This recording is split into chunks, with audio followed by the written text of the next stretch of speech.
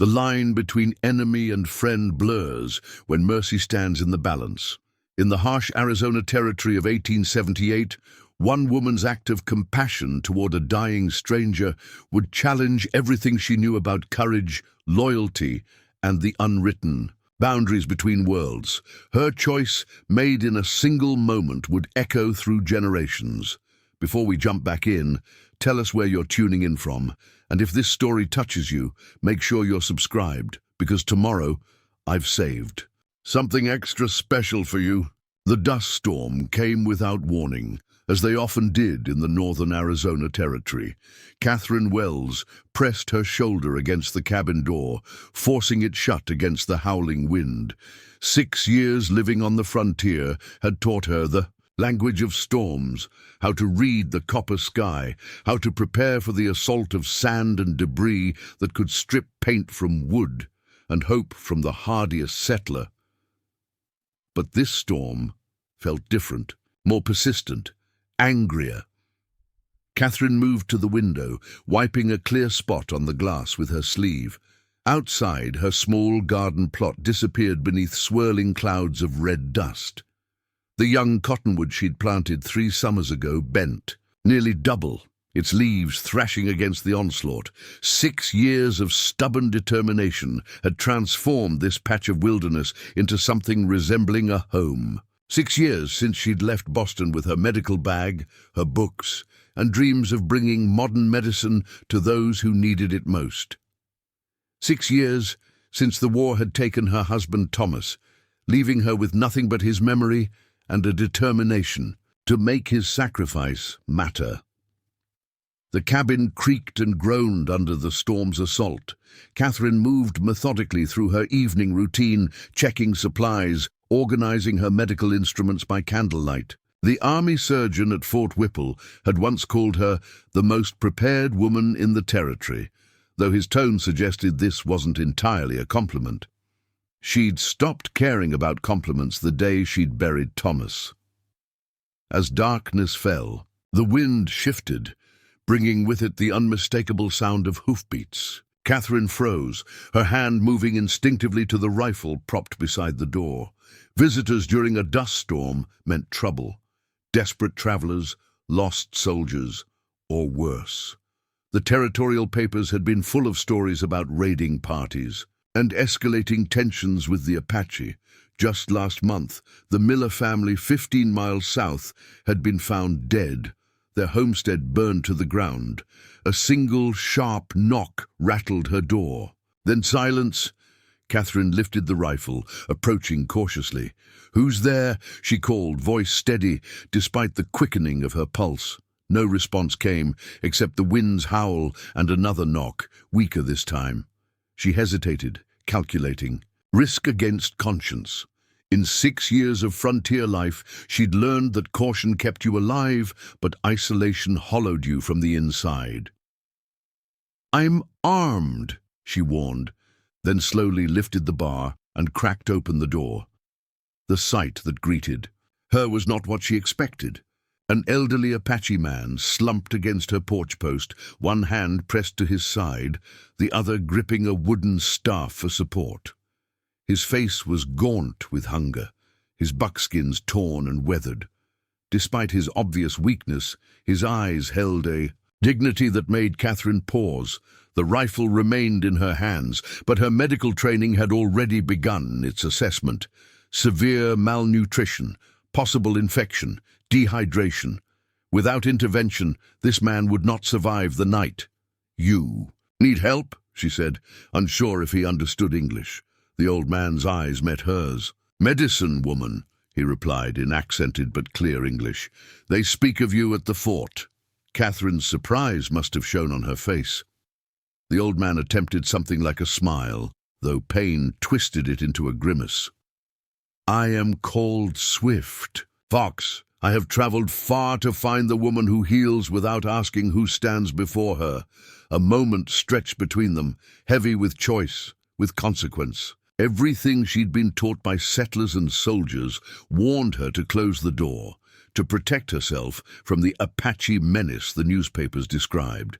but everything she'd learned as a doctor, as a human being who had seen too much death already. "Pulled her in the opposite direction. Come inside," she said finally, lowering the rifle but not setting it aside. "The storm grows worse." He nodded once, gathering what strength remained to cross her threshold. Inside, the lamplight revealed the full extent of his condition. Beneath the dust and travel wear, his frame was skeletal, cheeks hollow from hunger. He moved with the careful deliberation of someone accustomed to hiding pain. "Sit," Catherine instructed, pointing to the chair nearest her small stove. "Let me look at you."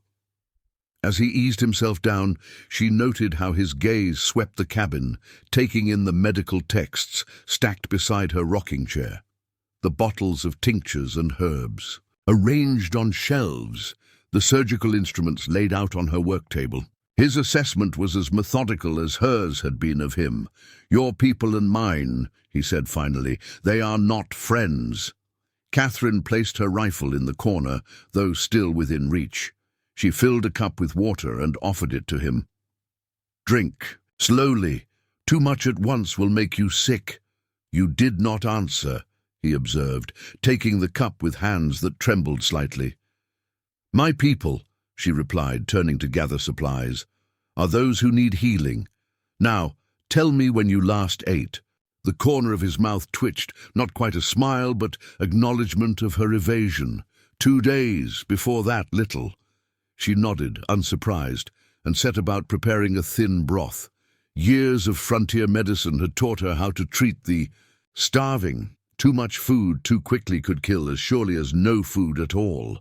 As she worked, she continued her assessment, noting the way he held himself, the subtle signs of pain he tried to mask.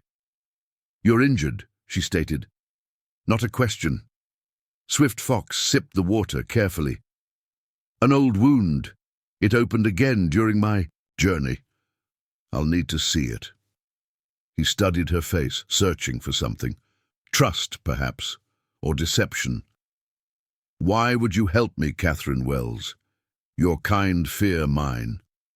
The use of her name startled her. "How do you know who I am?" "We know much about the settlements. The woman doctor who lives alone. The one who leaves water by the trail crossing for travelers, who treats Mexicans and prospectors that the fort doctors turn away." His eyes held hers steadily. "We watch, we learn, we remember both kindness and cruelty." Catherine absorbed this information, unsettled by how visible her life had been to unseen eyes. She'd left those water jugs and supplies thinking her small mercies went unnoticed. The realization that they'd been observed, tallied, remembered, it shifted something in her understanding of the land she'd called home for 6 years. "I help you because you need helping," she said finally, the simplicity of the truth settling between them. "And because I took an oath before I came west. Now let me see your wound." After a moment's hesitation, Swift Fox moved his hand from his side. The buckskin shirt was stiff with dried blood, fresh crimson still seeping through, in places. Catherine's trained eye immediately recognized a knife wound, deep but not immediately life-threatening, unless infection had set in. She worked in silence for a while, cleaning the wound with whiskey that made him hiss between clenched teeth, though he didn't flinch. The cut was long but clean, suggesting a blade rather than an arrow or bullet. It had been crudely stitched once before, but had torn open during his travels. "Who did this to you?" she asked, threading a needle with catgut. "Men who see only Apache, not a man." His voice remained even despite the pain as she began to stitch. "I was returning from the trading post when they came, 3 of them, with knives and hatred." Catherine's hands stayed steady, though anger flared at the implication. "Settlers? My prospectors, drunk, looking for someone to blame for their empty pockets." He watched her work with interest. "Your stitches are small, even." "I trained at Massachusetts General Hospital before the war," she replied, focusing on the neat row of sutures. Though my professors would be surprised to see where I'm practicing now. War changes paths, Swift Fox observed, for all people. The simple statement hung in the air between them, bridging experiences she wouldn't have thought they shared. Catherine finished the stitching and applied a poultice of yarrow and comfrey to help with healing. As she worked, the storm outside intensified, rattling the windows and howling like a living creature. "You should eat now," she said, helping him into a clean shirt she kept for Patience. It hung loose on his frame, but would serve until his own could be washed. Just a little, slowly. The broth was simple, rabbit stock with a few root vegetables, but Swift Fox ate it with the deliberate appreciation of someone who understood hunger intimately. Between careful spoonfuls, he studied her face. "You have known hunger too," he said unexpectedly. Catherine paused in her cleaning of instruments. "The war," she acknowledged. "The hospital where I worked was in Confederate territory by the end. Supplies became scarce." She didn't elaborate on those final months, the hollow-eyed soldiers, the amputations performed without anesthesia, the gradual withering of hope as medicines ran out and infections claimed more lives than bullets. Some memories were best kept locked away. "Yet you came west," he observed. "Many go east, seeking easier lives." "I came because I was needed," she replied, the well-worn explanation feeling insufficient even to her own ears. The truth was more complicated. Grief had driven her as much as purpose. Thomas had died believing in a future where the country's wounds would heal. She'd come west partly to find that future, partly to outrun his ghost. Swift Fox seemed to hear what she didn't say. "Loss follows us like shadows. We decide whether to walk with it or let it consume us."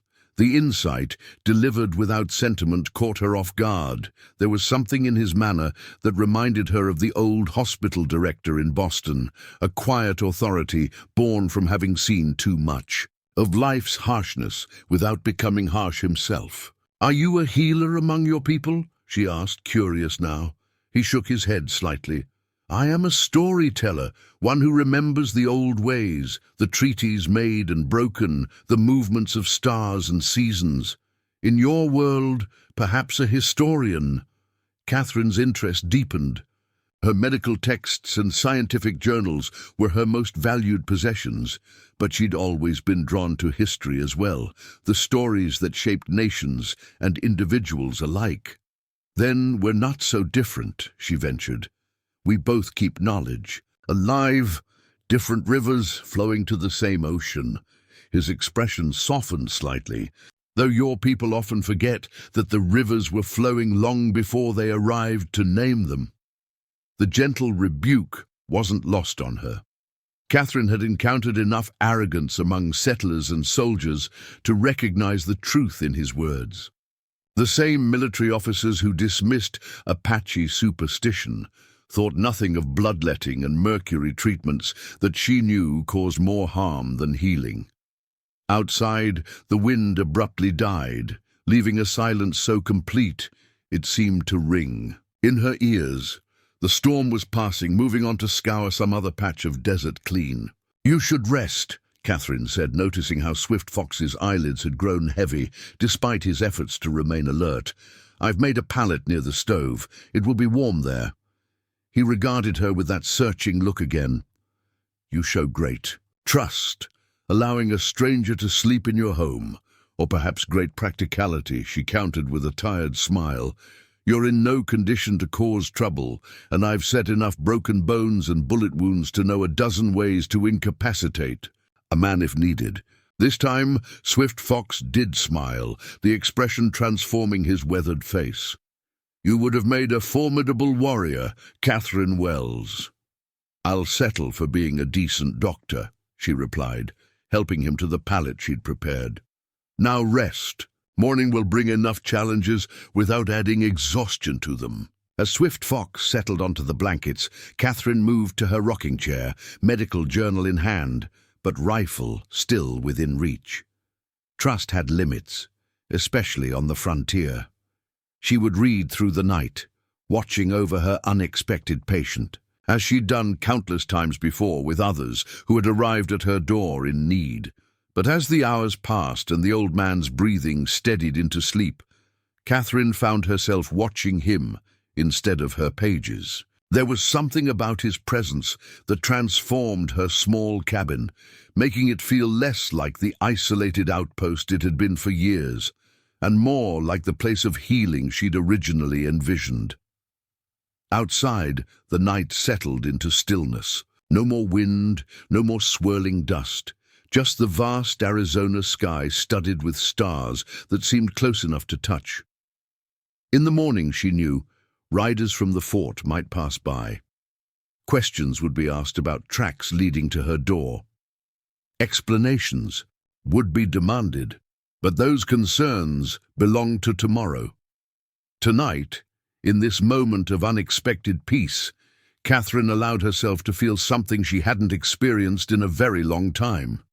The simple satisfaction of having done what was right, regardless of consequence, of having chosen compassion over fear, healing over division.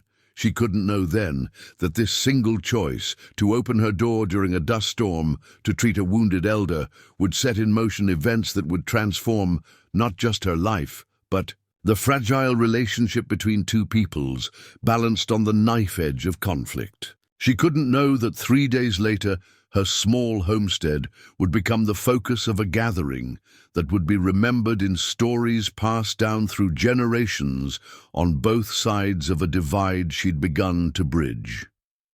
Catherine simply knew that she had done what she'd been trained to do: tend the wounded, comfort the suffering, preserve life where possible. The rest would unfold as it would, one moment, one choice at a time. As dawn approached, painting the eastern sky with bands of gold and crimson, Swift Fox stirred on his pallet. His eyes opened, immediately alert despite his weakened state. Preparing and narrating this story took us a lot of time, so if you are enjoying it, subscribe to our channel. It means a lot to us. Now back to the story. Your garden will need attention after the storm, he observed quietly. The young plants are strong but bent low. Catherine glanced toward the window, surprised by the direction of his thoughts. Yes, I suppose they will. Life bends, but does not break if the roots are strong, he continued, slowly sitting up. My people have a saying, after the strongest wind comes the sweetest water. She considered this, understanding he wasn't just speaking of her garden. Is that why you risked coming here, seeking sweet water after the wind? Swift Fox regarded her thoughtfully. I came seeking the healer who might become a bridge. There are others, children, elders, who suffer while fort doctors turn them away. My grandson said it could not be true, that no white woman would help our people. I came to see with my own eyes. The simple explanation stunned Catherine with its implications. You risked your life on a rumor about me? I risked a life already heavy with years to find the truth, he corrected gently. And found it when you opened your door. Before she could respond, the distant sound of hoofbeats reached them, multiple riders approaching from the direction of the fort. Catherine moved to the window, her stomach tightening with apprehension. Through the early morning light, she could make out 3 uniformed men on patrol. Army scouts, she said, turning back to Swift Fox. They'll have seen tracks leading here. The old man nodded calmly, as if he'd expected this. What will you tell them, Catherine Wells? She didn't hesitate. The truth, that I treated a patient who arrived during the storm, and if they demand you surrender me, Catherine straightened, decision already made. My cabin is a place of healing. That doesn't change based on who needs the healing. Something like approval flickered in Swift Fox's eyes. Then we will face this storm together as well. As the riders drew closer, Catherine moved to put coffee on the stove and straighten her appearance. Whatever came next, she would meet it as she had met every challenge since coming west, with her head high, her purpose clear, and her commitment to healing unshaken. What she could not know, as she prepared to defend her choices to men who might not understand them, was that Swift Fox was not merely an elder, but a revered spiritual leader among his people. That his grandsons were even now riding toward a meeting place where 70 warriors awaited news of his fate. That her simple act of compassion would soon be tested in ways that would redefine courage, loyalty, and the possibility of understanding, between worlds long divided by fear and bloodshed.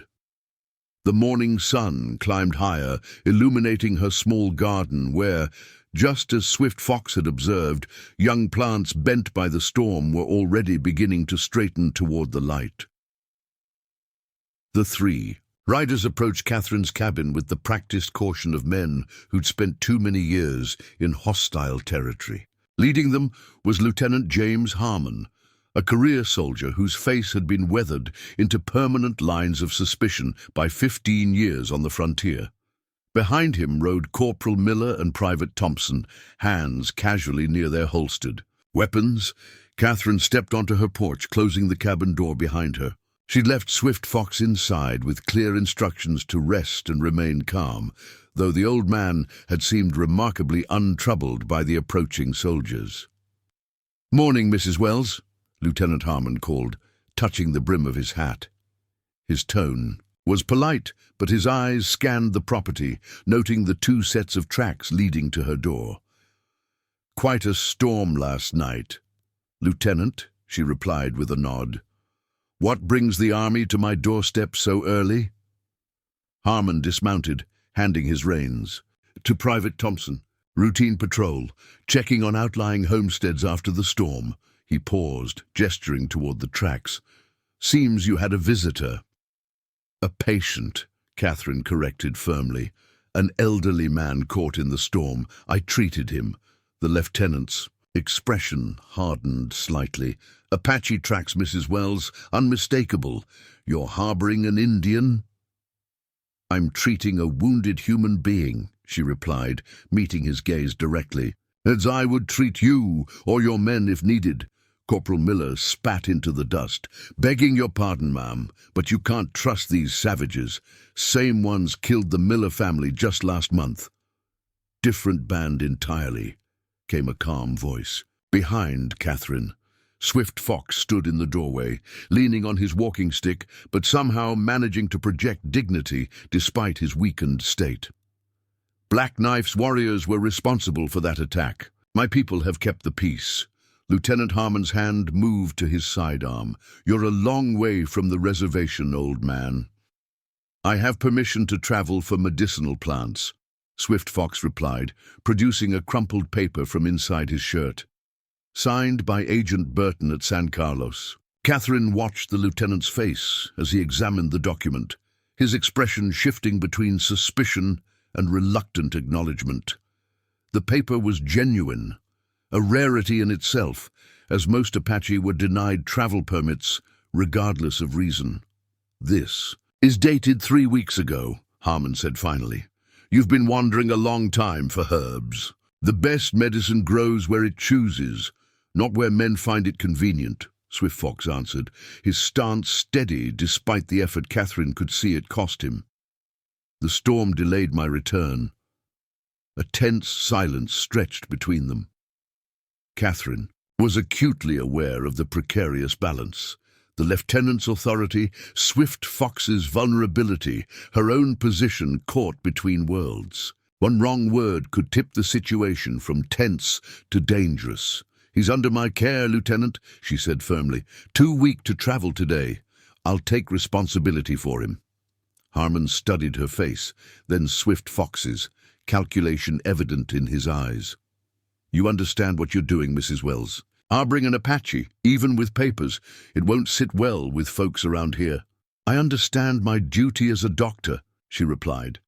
"The same duty that had me digging buckshot out of Sergeant Lewis's shoulder last winter when no one else would touch him."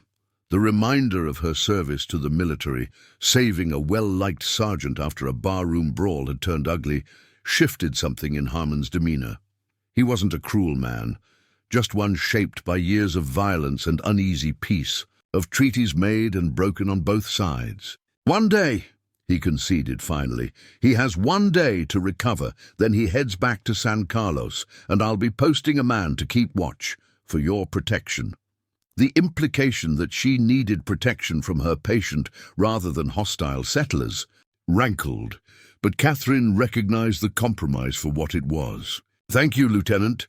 Harmon turned to his men. "Thompson, you'll take your first watch. Miller and I will continue patrol and relieve you this evening."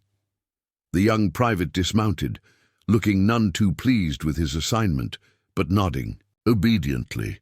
Harmon leaned closer to Catherine, lowering his voice. "The Reeves brothers have been drinking in town for 2 days, talking about Apache hunting. Be careful who else comes calling." With that cryptic warning, he remounted and led Corporal Miller away, leaving Private Thompson to establish himself beneath the cottonwood with a clear view of both the cabin and the surrounding approach. Catherine turned to find Swift Fox watching the departing soldiers with an unreadable expression. "You should be resting," she admonished, medical concern overriding the political tension of the moment. "The young one they left," Swift Fox observed quietly as they returned inside. "He has fear in his eyes. Private Thompson, he's new to the territory. This is probably his first close encounter with an Apache." Swift Fox eased himself back onto the pallet by the stove. "Not his first, but perhaps his first without rifles between us." He settled against the blankets with a suppressed grimace. "You stood your ground well, Catherine Wells." "I've had practice," she replied, checking his wound for signs of renewed bleeding. "The army respects clear boundaries and direct speech, as do my people. Though we have learned that even the clearest words can be forgotten when gold or land is discovered." The bitter truth in his statement hung between them. Catherine had seen enough broken promises during her years on the frontier to know he spoke from experience. The wounds of betrayal ran deeper than any knife could reach. "You should eat something more substantial," she said, turning the conversation to immediate needs. "Your body needs strength to heal." She prepared a simple meal of cornbread and beans, watching as Swift Fox ate with deliberate care, each bite measured, each movement precise despite his weakness. There was a ceremonial quality to his actions that spoke of a lifetime of mindfulness. "You mentioned your grandsons," Catherine said, as she worked on grinding herbs for a fever powder. "They must be worried about you." Something like amusement flickered across Swift Fox's features. "They know I am stubborn, hard to kill." His expression softened slightly. "But yes, they will be concerned. Wolf-caller and running deer, both warriors now, though I remember when they were boys playing with stick horses." The unexpected glimpse into his family life humanized him further. Not just an Apache elder, but a grandfather who watched children grow, who carried memories of their childhood games. Catherine thought of the newspaper headlines that reduced his entire people to marauding savages, and felt a familiar anger at the simplification of complex lives. "Tell me about them," she encouraged, partly from genuine interest and partly knowing that talking would help distract him from pain. Swift Fox settled more comfortably, his dark eyes distant with memory. "Wolf-caller has the gift of horses. Animals trust him, even the wildest Mustang. His mother, my daughter, had the same gift before the fever took her." He paused, the brief shadow of old grief passing across his face. "Running deer carries my stories. When I speak the old ways, the treaties, the movements of stars, he remembers every word. In your schools, he would be the one with books always in hand." Catherine smiled at the image. "I was that child, always reading when I should have been doing chores."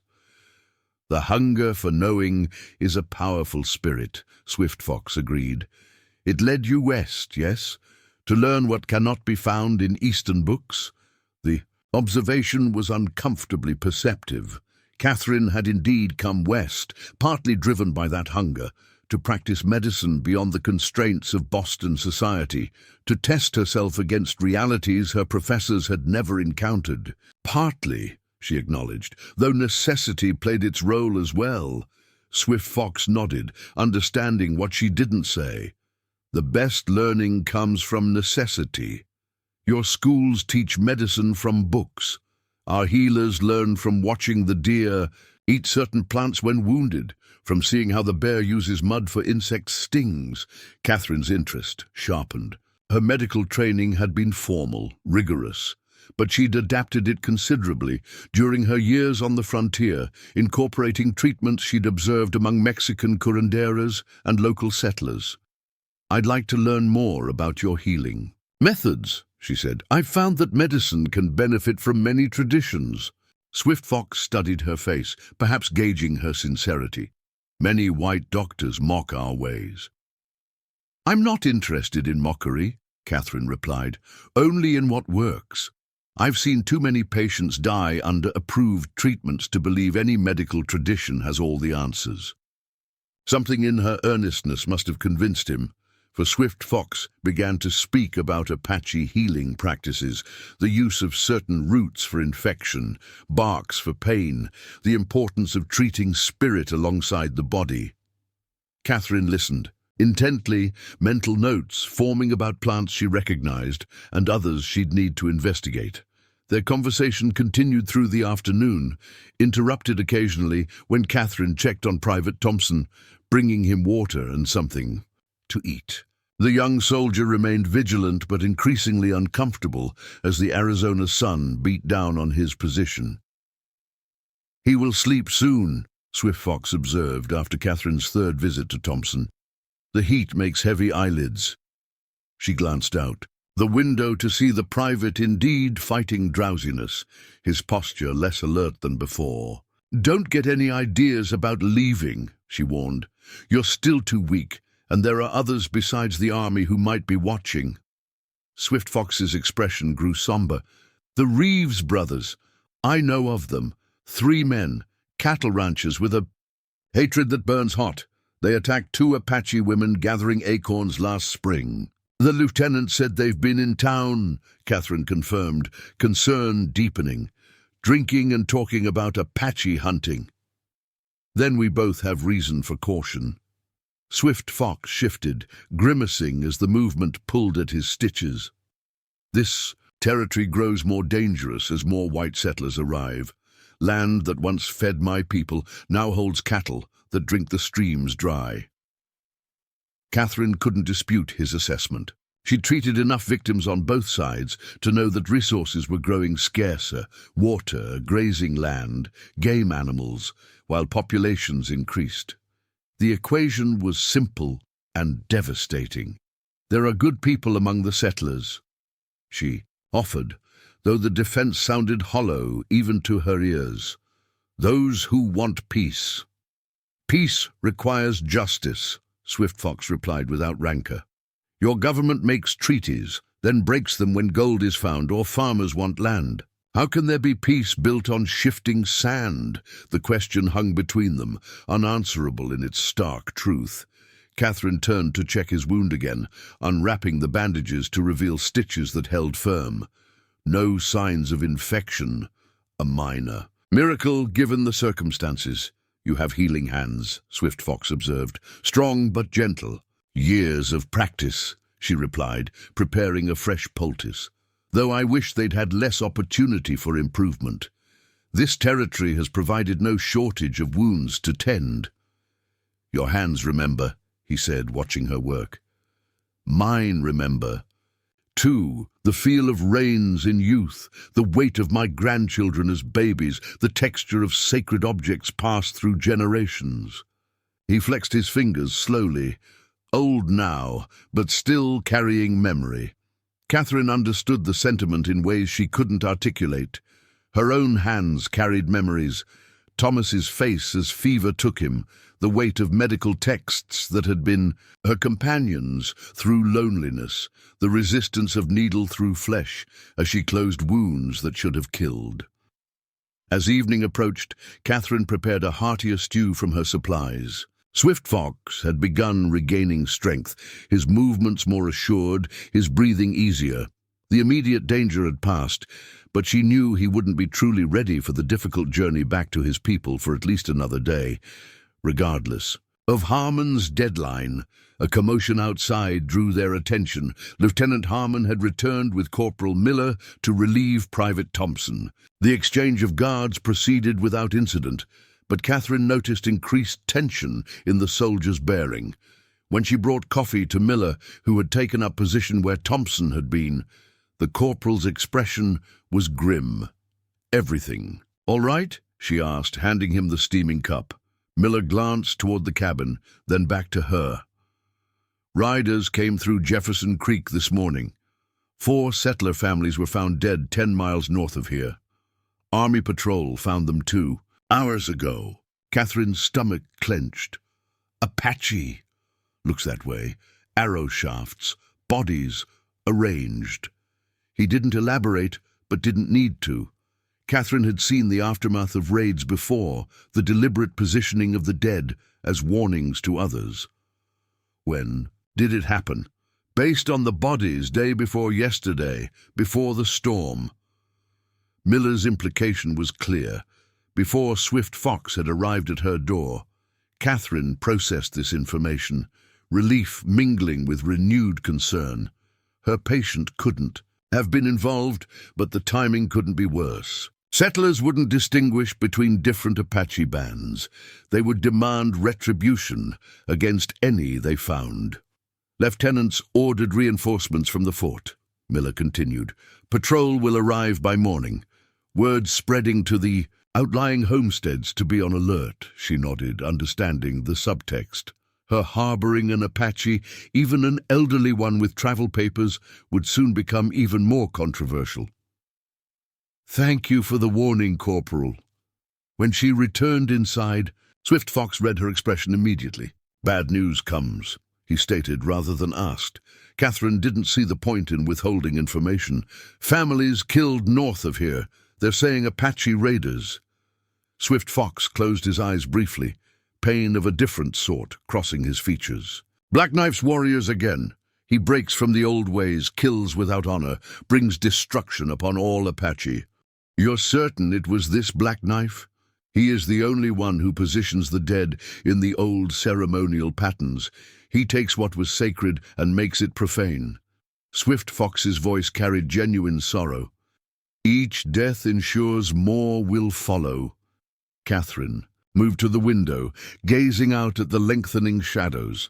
The frontier suddenly felt smaller, more dangerous, the space between opposing forces narrowing with each new atrocity. "The Army patrol arrives tomorrow," she said. "Lieutenant Harmon will insist you leave, regardless of your condition." Swift Fox considered this. "I can travel if necessary." "Not without risking your wound reopening," she countered. "You need at least another day of rest. And you need to consider your own safety, Catherine Wells." His gaze was direct, unflinching. "Harboring any Apache after such killings, the settlers may not be as reasonable as your lieutenant." The concern in his voice was genuine, making Catherine realize how their positions had shifted. Hours earlier she had been the protector, he the vulnerable patient. Now he showed equal concern for her welfare. "I've faced angry settlers before," she said with more confidence than she felt. "When I treated Mexican workers after the mining accident, there were those who thought I should have left them to die." "This will be different," Swift Fox warned. "Fear makes men capable of things they could not imagine in calmer times." As if summoned by his words, the sound of approaching horses reached them, not the disciplined rhythm of military mounts, but the erratic pace of civilian riders pushing their animals hard. Catherine moved quickly to the window. "3 riders," she reported, her throat tightening, "coming fast from the direction of town." Swift Fox rose smoothly despite his injury, reaching for his staff. "The Reeves brothers," he said with certainty. "I know the sound of hatred's approach." Outside, Corporal Miller had stood, rifle ready as he called out to the approaching riders. Lieutenant Harmon emerged from where he'd been resting in the lean-to. Beside the cabin, hand on his sidearm, Catherine turned to Swift Fox, decision already made. "There's a root cellar beneath the pantry floor, hidden from view." The old man shook his head. "I will not hide while you face danger on my behalf." "This isn't a negotiation," Catherine said firmly, moving toward the pantry. "They won't harm me with army witnesses present, but they'll kill you without hesitation." She lifted the concealed trapdoor, revealing narrow steps leading down into darkness. "Please, I can handle the Reeves brothers, but not if I'm worried about protecting you at the same time." Swift Fox held her gaze for a long moment, some internal calculation taking place behind his dark eyes. Finally, he nodded once. "You have wisdom, Catherine Wells. But remember, men like these brothers, they see the world only through the lens of their hatred. Do not expect reason to sway them." "I don't," she assured him grimly. "Now go, quickly." As Swift Fox descended into the cellar, Catherine heard Lieutenant Harmon's voice raised in warning, demanding the riders identify themselves. She closed the trapdoor, sliding a basket of potatoes over it before moving to the front window. Outside, the Reeves brothers had reined in their horses, dust rising around them like the aftermath of a small explosion. Even from a distance, Catherine could see they were armed, rifles in saddle holsters, pistols at their waists. The eldest, Jeremiah Reeves, was doing the talking, gesturing emphatically toward the cabin, while Harmon stood his ground. Catherine straightened her apron, checked that her own small derringer was in her pocket, and stepped onto the porch. The confrontation that had been brewing since she first opened her door to Swift Fox was about to begin in earnest. Behind her, the cabin stood quiet, no sign of her patient visible. But Catherine knew that what happened next would determine not just Swift Fox's fate, but perhaps the direction of her own life in this territory. Some choices, once made, could never be unmade, and standing between an injured Apache elder and men intent on violence was certainly one of them. She stepped forward into the fading light, her shadow stretching long across the ground that had absorbed too much blood already. Jeremiah Reeves was a man built from harsh angles, tall and lean, with a face weathered into permanent lines of bitterness. His brothers flanked him like shadows. Ezekiel, whose missing ear and scarred cheek told their own story of frontier violence, and Matthew, the youngest, whose boyish features seemed at odds with the cold hatred in his eyes. "Evening, Mrs. Wells," Jeremiah called, his voice carrying a forced politeness that did nothing to mask the tension beneath. "Heard you've got yourself an interesting house guest." Catherine descended the porch steps, keeping her movements deliberate and calm. Lieutenant Harmon stood between her and the brothers, his posture stiff with military authority. "Mrs. Wells is treating a patient with legitimate travel papers," Harmon stated flatly. "Army business, not civilian concern." "All due respect, Lieutenant," Jeremiah replied, not sounding respectful at all. "But when Apaches massacre 4 families less than 10 miles from here, every Indian becomes everybody's concern." Catherine stepped forward. "The raids happened before yesterday's storm. My patient arrived during the storm, badly wounded and starving. He couldn't have been involved." Ezekiel spat into the dust. "One Apache's the same as another. They're all savages underneath." "The man inside is nearly 70 years old," Catherine countered, fighting to keep her voice steady. "Hardly in condition to participate in raids." Matthew Reeves, the youngest, leaned forward in his saddle. "Old or young, they all know something, after what they did to those children at Jefferson Creek."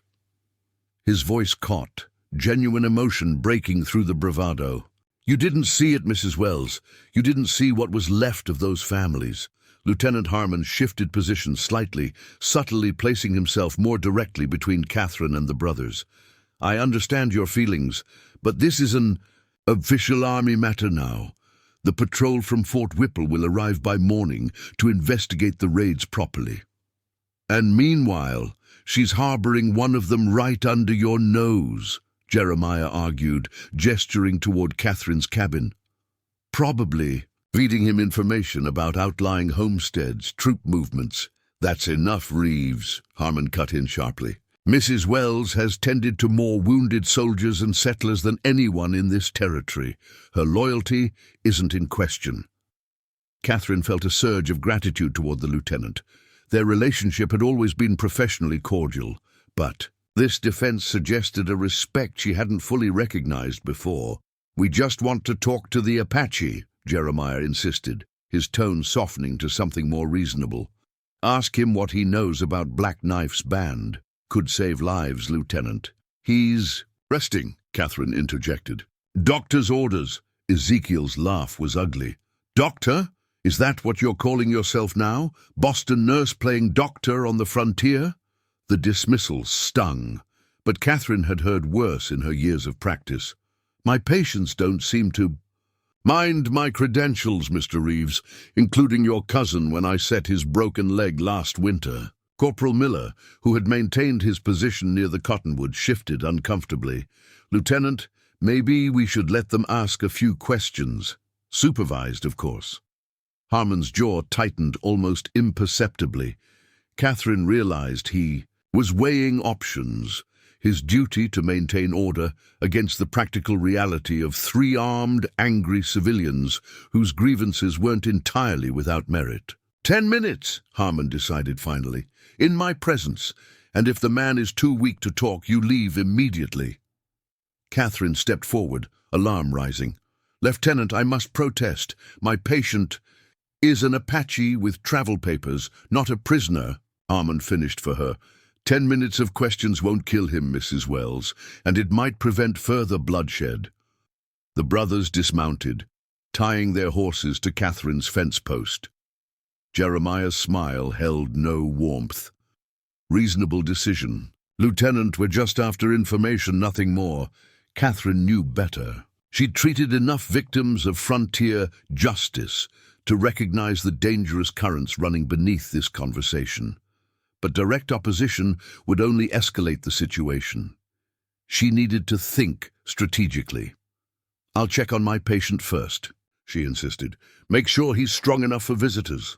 Before anyone could object, she turned and walked briskly back to the cabin, mind racing. Once inside, she moved quickly to the pantry, sliding the potato basket aside and lifting the trap door. "Swift Fox," she whispered urgently into the darkness. "Below." "We have a problem." The old man appeared at the bottom of the narrow stairs, his expression calm but alert. "I heard. The Reeves brothers want to question me." "They want much more than that," Catherine replied grimly. "But Lieutenant Harmon has authorized 10 minutes of questioning under his supervision. It's our best option right now." Swift Fox nodded, understanding the impossible situation.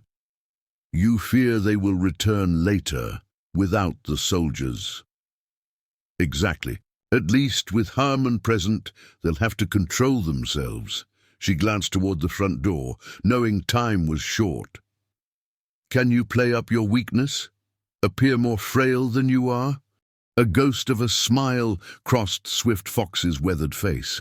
"I have survived 78 winters by knowing when to appear strong and when to appear weak. Trust me, Catherine Wells." Together, they emerged from the pantry. Catherine helped Swift Fox to a chair by the fire, noting with approval how he exaggerated his limp, allowing his shoulders to stoop further than they had earlier. By the time boots sounded on the porch, he had transformed himself into a perfect picture of elderly frailty.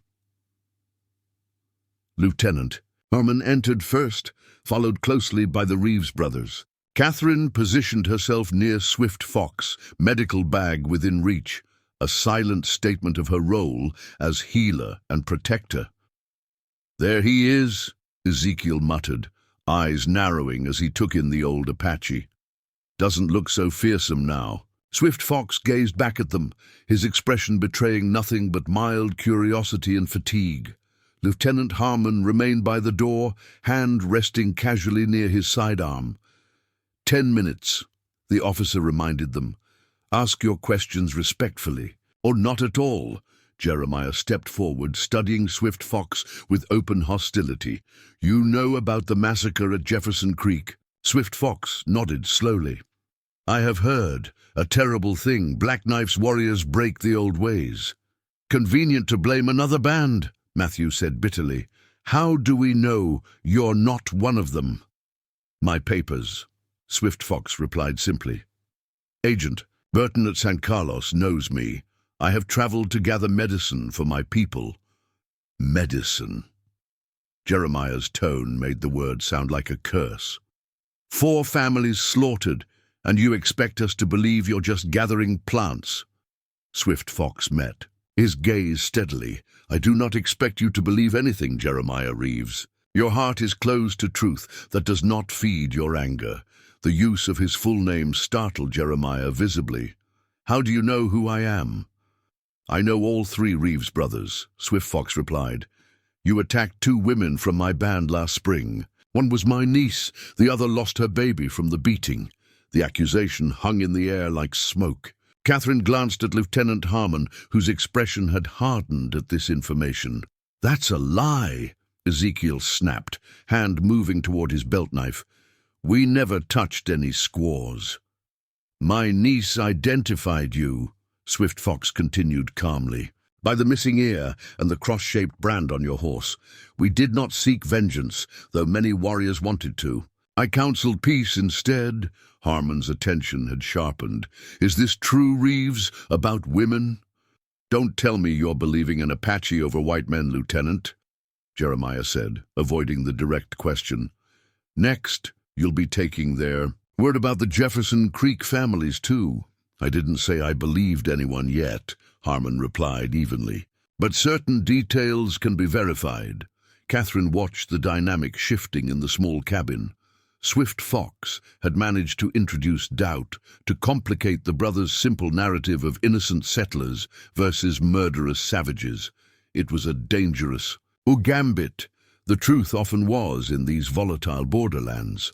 Black Knife's band camps in the Dragoon Mountains, Swift Fox offered unexpectedly. 3 days' ride southeast. They will remain there until the moon is full again, believing the army patrols too busy with other matters to find them. Catherine stared at him in surprise. This was valuable military intelligence, the kind that could lead to a direct confrontation between army forces and hostile warriors. Lieutenant Harmon's expression reflected similar surprise. You're giving up their position. Why? Because Black Knife dishonors all Apache with his actions, Swift Fox answered, his voice carrying the weight of genuine conviction. He kills women and children, breaks the old codes of warrior conduct. As long as he continues, all Apache will suffer for his crimes. Jeremiah laughed harshly. Well, I'll be damned. The old man's turning on his own kind. I turn against those who bring destruction to my people, Swift Fox corrected. Black Knife's path leads only to more graves, Apache and white alike. Catherine saw calculations running behind Harmon's eyes. If the information was accurate, it represented a significant opportunity to apprehend a notorious band responsible for multiple atrocities. Yet the source was an Apache elder with obvious reason to misdirect army attention. How do we know this isn't a trap? Matthew demanded, voicing the obvious concern. You don't, Swift Fox acknowledged. But Lieutenant, Harmon knows the territory. The Dragoons have water year-round and caves for shelter. Logic says a raiding party would go there to rest after attacks. Harmon nodded slowly. It's consistent with previous intelligence. And conveniently far from wherever your own people are hiding, Ezekiel added suspiciously. Swift Fox's expression remained impassive. My band is at the reservation, where Agent Burton ordered us to remain. Only I received permission to travel, and only for medicine. The suspicion in the room remained palpable, but Catherine could see that Swift Fox's information had changed the dynamic. Lieutenant Harmon, was now considering military strategy rather than the immediate question of one elderly Apache's presence in a frontier cabin. "I'll include this intelligence in my report to the patrol arriving tomorrow," Harmon decided. "Colonel, Fletcher will determine if it warrants immediate action." Jeremiah stepped closer to Swift Fox, lowering his voice. "If you're lying, old man, if this is some trick to protect your murdering friends, I'll find you myself, papers or no papers." "You have lost people to violence," Swift Fox replied quietly. "As have I, as have most who live in this territory. The path of vengeance is well traveled, but leads nowhere worth reaching." Something in the simple statement seemed to penetrate Jeremiah's anger, if only momentarily. He straightened, glancing at his brothers. "We've got what we came for, Lieutenant. We'll be on our way." He turned to Catherine, his expression unreadable. "Ma'am." The formality seemed forced, but Catherine acknowledged it with a nod. "Mr. Reeves." Lieutenant Harmon escorted the brothers out, leaving Catherine alone with Swift Fox. The moment the door closed, the old man's posture changed subtly, still showing fatigue, but less exaggerated dependency. "You just provided military intelligence against your own people," Catherine said quietly, troubled by the implications. "I provided truth," Swift Fox corrected. "Black Knife's band is indeed in the dragoons. They will indeed remain until the full moon, and they should indeed be stopped before more innocents die." Catherine studied his face, searching for deception, but finding only weary resolve. "Why? You know what the army will do if they find them. I know what Black Knife will do if they don't," he countered. "More raids, more dead families, more hatred burning through this land like wildfire." He sighed, the sound carrying the weight of decades of witnessed violence. "And with each new grave, the hope of peace grows dimmer for all Apache."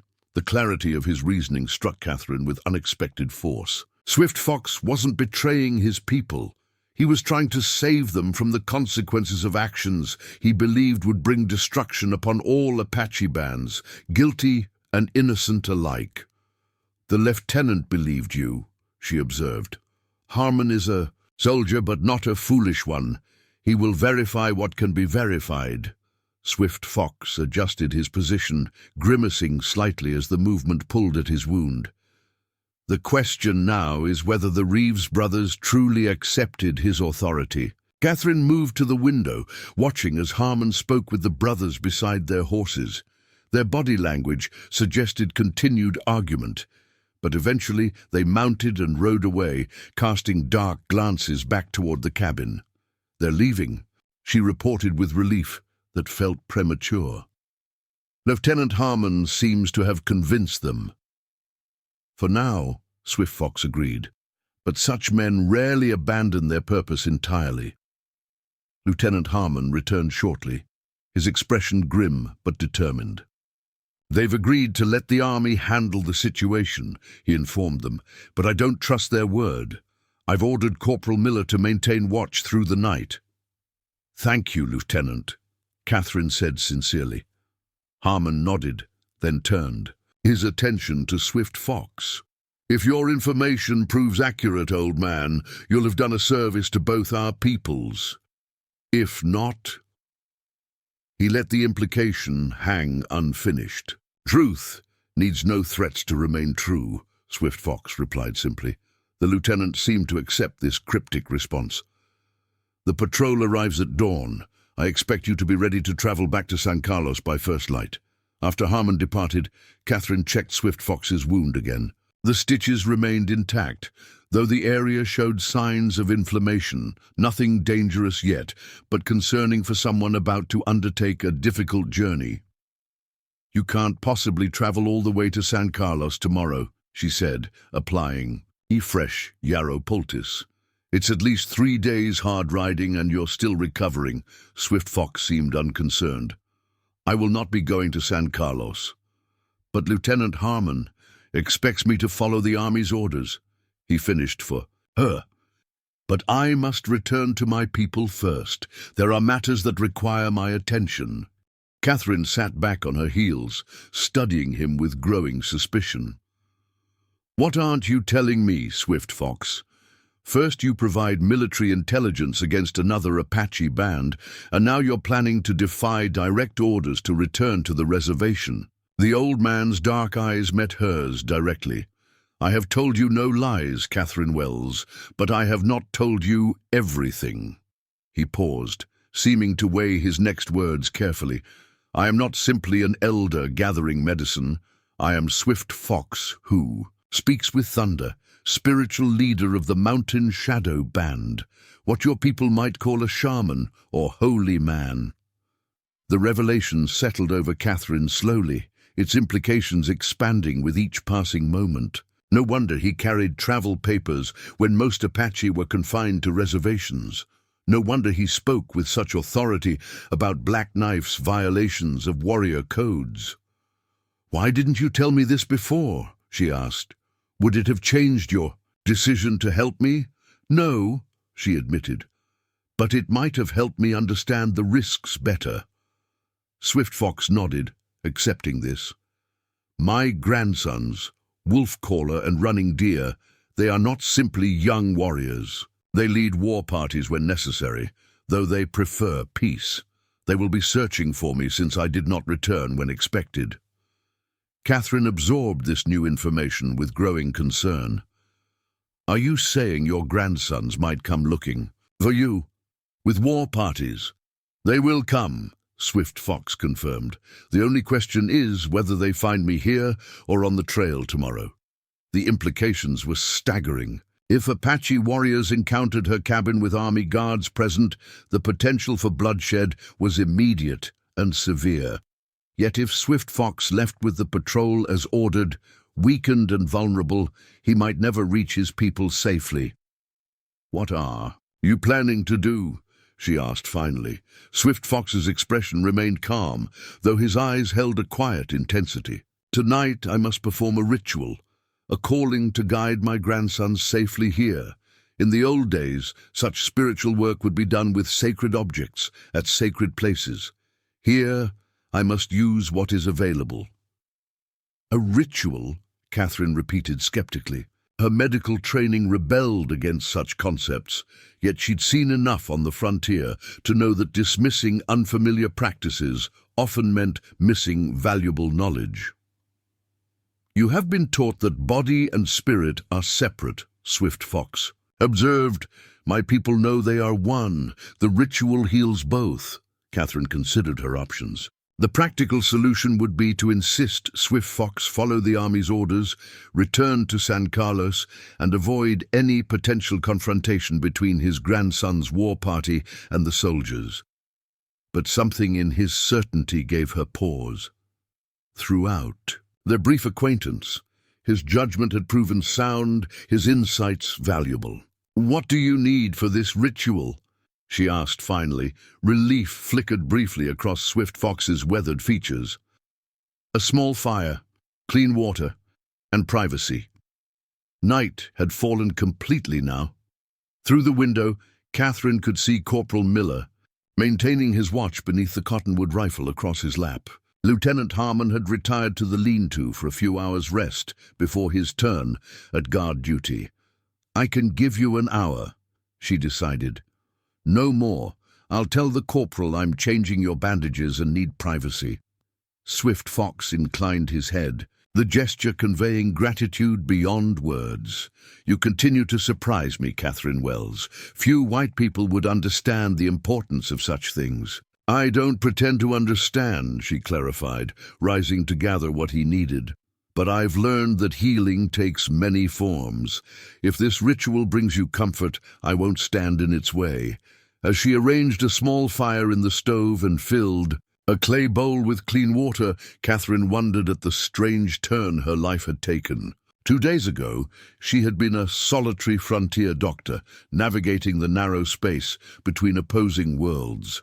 Now she was facilitating an Apache spiritual ceremony in her cabin, while armed guards stood watch outside. Once everything was prepared, She stepped outside briefly to speak with Corporal Miller, explaining that her patient required treatment that demanded privacy. The young soldier accepted this with minimal questioning. Medical matters still carried a certain mysterious authority on the frontier. When she returned, Swift Fox had moved to sit cross-legged before the stove, his expression more formal than she had yet seen. The transformation was subtle but profound, the vulnerable patient becoming something else entirely, a man connected to powers and traditions Catherine could barely comprehend. "I will begin now," he said quietly. "What you witness, few white eyes have seen." Catherine nodded, settling into her rocking chair at a respectful distance. "I'll keep watch at the window. We have 1 hour before the lieutenant takes the next guard shift." As Swift Fox began his ritual, a low, rhythmic chanting punctuated by gestures over the water and fire, Catherine found herself drawn despite her scientific skepticism. There was something hypnotic about the cadence, something powerful in the absolute conviction with which he performed each movement. Outside, the Arizona night deepened around her small cabin. Stars emerged in brilliant profusion across the vast sky, while coyotes called to each other from distant ridges. In this moment between worlds, as an Apache holy man worked ancient ceremonies in her frontier home, Catherine Wells felt the rigid boundaries of her understanding begin to shift. She couldn't know then how this ritual would reverberate through the coming days, or how Swift Fox's grandsons would indeed find their way to her doorstep with a force that would change everything. She knew only that she had crossed some invisible line in her own consciousness, from merely treating a patient to becoming part of a story far larger and more complex than she had imagined. The chanting continued, filling the cabin with sounds that seemed to belong to the landscape itself, as ancient as the red rocks and as powerful as the storms that swept across them. And somewhere, miles away but drawing closer with each passing hour, wolf caller and running deer led 70 warriors toward a rendezvous that destiny had arranged through the unlikely intersection of an Apache holy man and a frontier doctor who had chosen compassion over fear. Dawn broke over the Arizona territory in bands of gold and crimson, painting Catherine's small homestead in a deceptively peaceful light. She hadn't slept, not with Swift Fox's ritual and subsequent revelations occupying her thoughts. Instead, she'd spent the night alternating between watching the old man rest and peering through her window at the changing guard shifts. Lieutenant Harmon now stood where Corporal Miller had been, rifle ready as he scanned the surrounding landscape. In the growing light, Catherine could see a dust cloud on the eastern horizon, the approaching Army patrol from Fort Whipple. Swift Fox noticed it too, as he accepted the cup of coffee she offered. "They come earlier than expected," he observed, his voice betraying no concern despite the implications. "You need to make a decision," Catherine said quietly. "The patrol will insist on escorting you back to San Carlos immediately." The old man sipped his coffee thoughtfully. "My decision was made during the night. My grandsons received my message. They come from the north, following the ridgeline to avoid detection." Catherine moved to the north-facing window, straining to see any sign of approaching riders. The rugged terrain revealed nothing unusual, just the familiar contours of mesquite and rock formations. "I see no one," she said. "They are Apache," Swift Fox replied simply. "You will not see them until they wish to be seen." The certainty in his voice sent a chill through her. "How many?" "Enough." His gaze met hers steadily. "I must leave before the patrol arrives. Meeting between warriors and soldiers here would bring only bloodshed."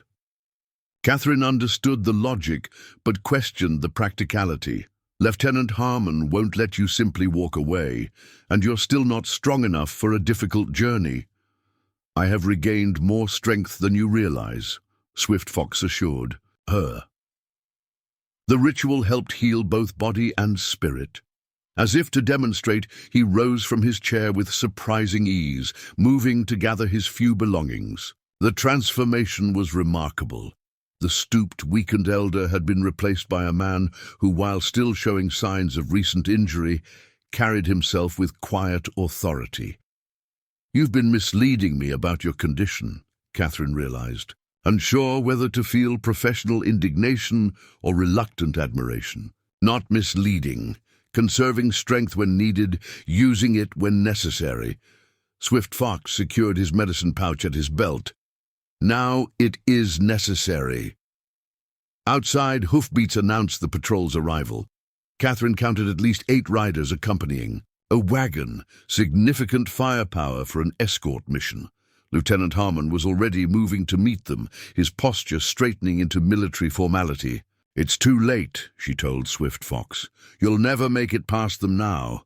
The old man paused, reassessing the situation. "Then we must create a different path." Before Catherine could question his meaning, a sharp cry came from beyond the northern ridge, a sound unlike any bird or animal she recognized. Swift Fox's head lifted, a slight smile crossing his weathered features. "They come," he said simply. Lieutenant Harmon had heard it too. His rifle raised as he scanned the ridgeline, signaling the newly arrived patrol to take defensive positions. Within moments, the calm morning had transformed into a battlefield preparation, with soldiers forming a perimeter around the cabin and wagon. A tall officer dismounted, Colonel Fletcher, Catherine presumed, known for his harsh but effective handling of Apache matters. He approached Harmon while gesturing for 2 soldiers to secure the cabin. Catherine turned to Swift Fox, alarm rising. "If they find you ready to travel, they'll assume you were planning to escape. It could turn violent immediately."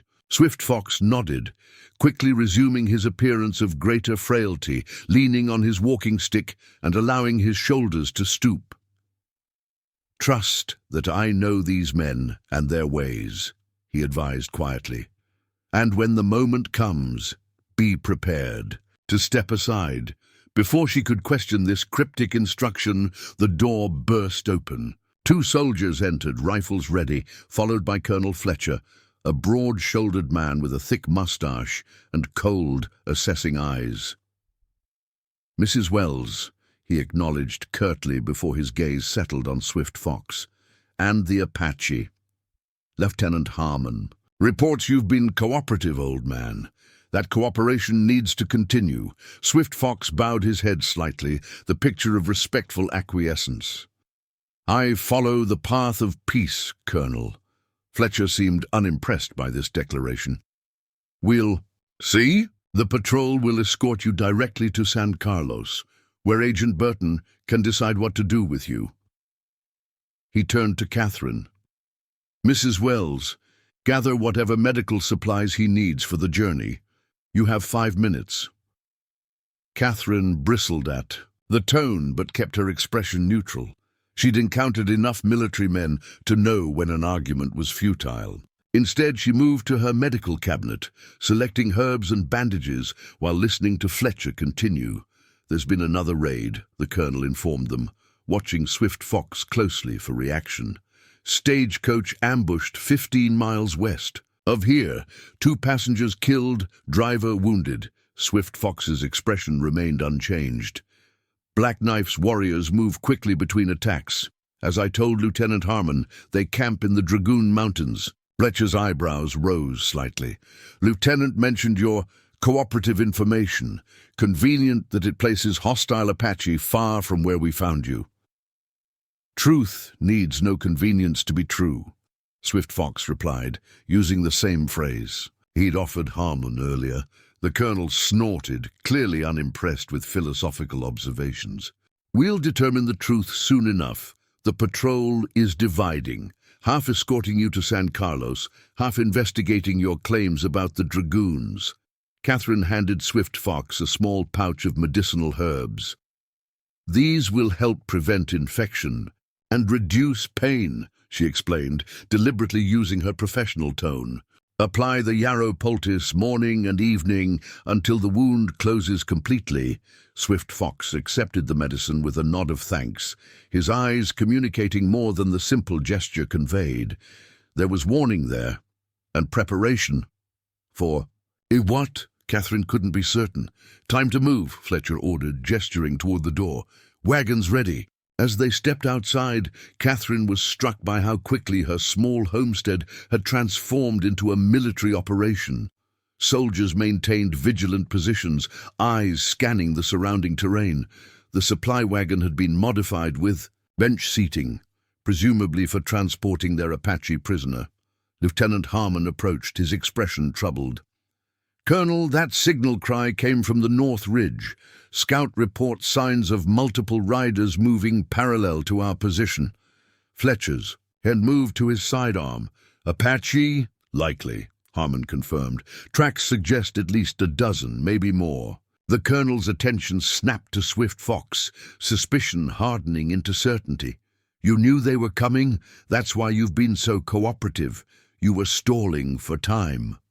Swift Fox met his accusation with calm dignity. "I told no lies. Colonel, Black Knife's band is indeed in the Dragoons, but I also told no one that my own people would not come looking for me." Catherine felt tensions escalating dangerously. Soldiers were adjusting positions, rifles raising as they scanned. The ridgeline with increasing urgency. What had been a simple escort mission was rapidly becoming a potential confrontation between Apache warriors and army forces, with her homestead caught in the middle. "Get him in the wagon," Fletcher ordered sharply. "We're moving out immediately." 2. Soldiers moved to take Swift Fox by the arms. Catherine stepped forward instinctively, medical concern overriding caution. "He's still recovering from a serious injury. Rough handling could reopen his wound." "Step back, Mrs. Wells," Fletcher commanded. "This is now a military matter." The second cry came then, different from the first, more urgent. Swift Fox straightened, suddenly seeming inches taller despite his years. "My grandsons approach under the banner of parley," he announced. "They seek peaceful resolution." "Parley?" Fletcher laughed harshly. "Apache don't parley. They ambush." "These Apache do," Swift Fox insisted. "They are led by Wolf Caller and Running Deer, who have dealt honorably with Agent Burton many times. They wish only to ensure my safe return." Colonel Fletcher hesitated, military calculation evident in his expression. A confrontation with Apache warriors risked casualties on both sides, and if what Swift Fox claimed was true about Black Knife's band being the real perpetrators of recent atrocities, engaging the wrong Apache could squander valuable resources. "Lieutenant Harmon," he called finally, "your assessment." Harmon stepped closer, keeping his voice low. "Swift Fox has been truthful with us so far, sir, and his information about Black Knife's location matches other intelligence reports. If these approaching Apache are indeed seeking peaceful resolution," Fletcher nodded curtly. "2 riders under white flag," he decided. "The rest stay back, or we consider it a hostile action." Catherine watched as a soldier tied a piece of white cloth to a ramrod and waved it above the perimeter. Minutes passed in tense silence, the only sound the occasional stamp of horses' hooves and the creak of leather as soldiers maintained their ready positions. Then, from the northern ridge, 2 riders appeared. They approached slowly, deliberately, visible, a significant departure from Apache tactics. One carried a makeshift white flag fashioned from buckskin. As they drew closer, Catherine could see they were young men, perhaps in their late 20s, their faces bearing the distinctive features that marked them as Swift Fox's kin. Fletcher ordered his men to maintain positions while he, Harmon, and Catherine advanced to meet the riders. Swift Fox was kept under guard near the wagon, though his expression showed notable relief at the sight of the approaching men. The riders halted 30 yards away, assessing the armed soldiers with cautious eyes. The taller of the two spoke first, his English clear but accented. "I am Wolf Collar, grandson of Swift Fox who speaks with thunder. We come seeking the peaceful return of our elder." Fletcher kept his hand near his sidearm. "Your grandfather was found injured and starving. He's been treated and is being escorted back to San Carlos Reservation as required by law." The second rider, Running Deer, Catherine presumed, spoke next. "Our people are not from San Carlos. We belong to Mountain Shadow Band, with permission to travel these territories for seasonal hunting." He produced a folded document from inside his buckskin shirt, similar to Swift Fox's papers, but more official-looking, with Army and Bureau of Indian Affairs seals visible. Fletcher examined the document with obvious skepticism, but even he could not dismiss the authorized signatures. "These appear legitimate," he acknowledged reluctantly, "but they don't change the fact that unaccompanied Apache outside reservations must be detained and returned to appropriate authorities." "We are the appropriate authorities for our grandfather," Wolf Caller stated firmly. "Our band camps 3 hours' ride north. We will escort him there, where our medicine woman can continue treatment." Catherine stepped forward, medical expertise, giving her confidence to enter the negotiation. "I'm the doctor who's been treating Swift Fox. His wound is healing well, but requires continued care. Rough travel could cause complications." Wolf Caller's gaze shifted to her, assessment in his dark eyes. "You are the medicine woman who showed kindness when others would not. Our grandfather spoke of you in his message." The simple acknowledgement warmed Catherine unexpectedly. She'd acted out of professional duty and human compassion, not expecting recognition or gratitude. "Message?" Fletcher interrupted sharply. "What message?" Running Deer exchanged glances with his brother.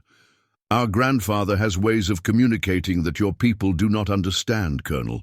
It is not important how we knew, only that we are here now to ensure his safe return."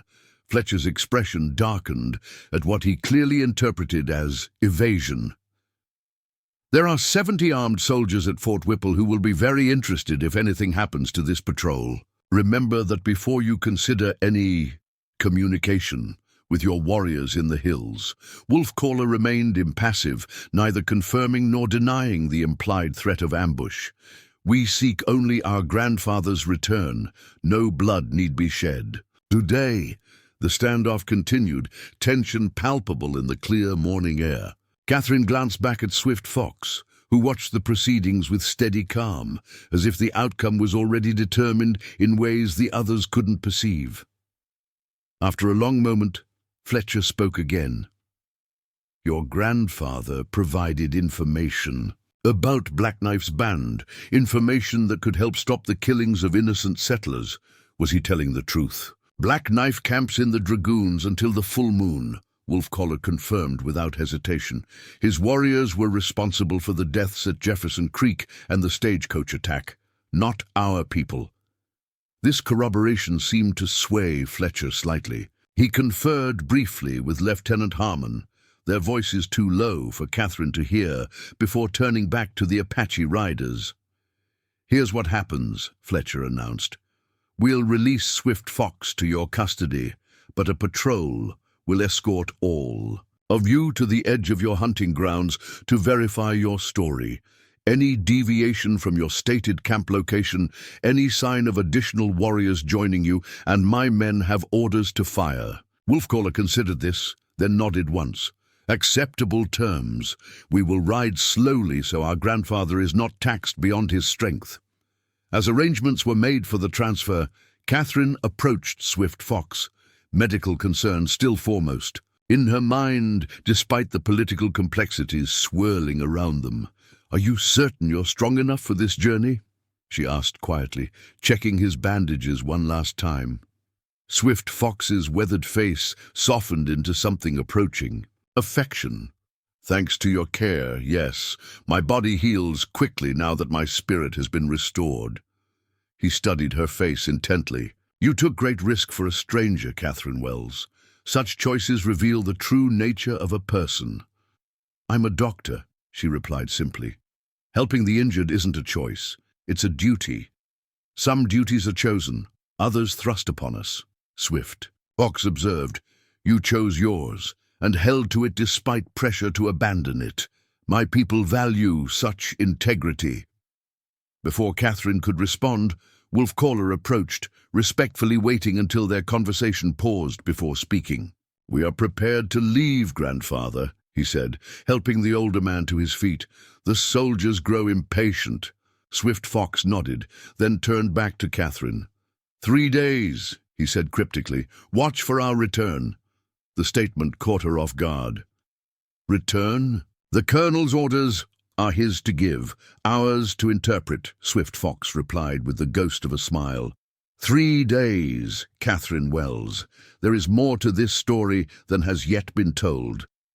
With those enigmatic words, he allowed his grandsons to help him onto a horse, his movements deliberately measured to maintain the appearance of greater weakness than he actually felt. Catherine watched as the unusual procession organized itself, Swift Fox flanked by his grandsons, surrounded by a perimeter of mounted soldiers, Colonel Fletcher and Lieutenant Harmon leading the formation.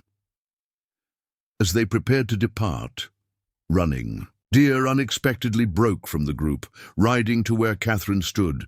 He reached into a pouch at his belt and extended his closed fist toward her.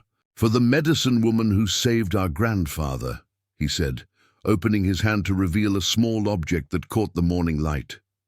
Catherine accepted it, surprised to find a silver medallion on a leather cord, the surface etched with symbols. She didn't recognize surrounding a small turquoise stone at its center. It carries protection, Running Deer explained. Wear it. The coming days may bring danger to your door. Before she could question this ominous warning, he had rejoined the procession. Catherine watched them ride away, the silver medallion cool against her palm, Swift Fox's words echoing in her mind. 3 days. Watch for our return. The homestead felt eerily quiet after they departed. Catherine moved through her morning routine, automatically, cleaning the cabin, organizing medical supplies, tending her storm-damaged garden. But her thoughts remained fixed on the strange events that had transformed her life in less than 48 hours. By midday, another complication arrived. The Reeves brothers returned, this time without the moderating presence of Lieutenant Harmon or Colonel Fletcher. They approached her porch with the confident swagger of men who believed themselves answerable to no authority but their own. Afternoon, Mrs. Wells, Jeremiah called, his false politeness even thinner than before. Heard your Apache patient found his people this morning. Catherine straightened from her gardening, acutely aware of her isolation. The nearest neighbor was 5 miles away, the patrol long gone toward the northern hunting grounds. News travels fast, she observed, keeping her voice neutral while calculating the distance to the rifle inside her door. Territories burning with it, Ezekiel added. Apache holy man rescued by his warriors right under the army's nose. The description was dramatically exaggerated, but Catherine knew better than to correct them. If you're looking for medical attention, I'm available. Otherwise, I have work to finish before dark. Matthew, the youngest brother, moved closer, his boyish face hardened into something uglier. Folks are talking, Mrs. Wells, about where your loyalties lie, about a Boston doctor treating Indians while settler families are being massacred. Treat whoever needs treatment, Catherine replied evenly, as I would treat any of you if needed. Jeremiah spat into the dust. That's just it, isn't it? Treating savages and settlers the same, as if there's no difference between civilized folk and Apache butchers. Catherine felt anger rising, but kept her expression controlled. Medicine doesn't recognize such distinctions, Mr. Reeves, nor should humanity. Humanity? Ezekiel laughed harshly. Tell that to the Jefferson Creek children. Tell that to the women on that stagecoach. Black Knife's warriors are responsible. For those atrocities, Catherine countered. Not all Apache. Swift Fox's band has kept peace with settlers for years. The brothers exchanged glances, something passing between them that made Catherine's skin prickle with warning. "You believe that old man's stories?" Jeremiah asked, moving to block her path to the cabin door. "Apache lie as easily as they breathe. While you were nursing him back to health, his warriors could have been planning the next massacre." Catherine knew she was treading dangerous ground, but professional integrity wouldn't allow her to remain silent. Swift Fox provided information to help the army locate Black Knife's band, information that could prevent further attacks. Or information that sends soldiers on a wild chase while the real war party strikes elsewhere, Matthew suggested darkly. "You ever think of that, Mrs. Wells? Ever think you might have blood on those healing hands of yours?" The accusation struck with unexpected force. Catherine had considered the possibility, of course, that Swift Fox might have misled them all, that her compassion might have been manipulated for darker purposes. But everything in her medical and human judgment told her the old man had been sincere.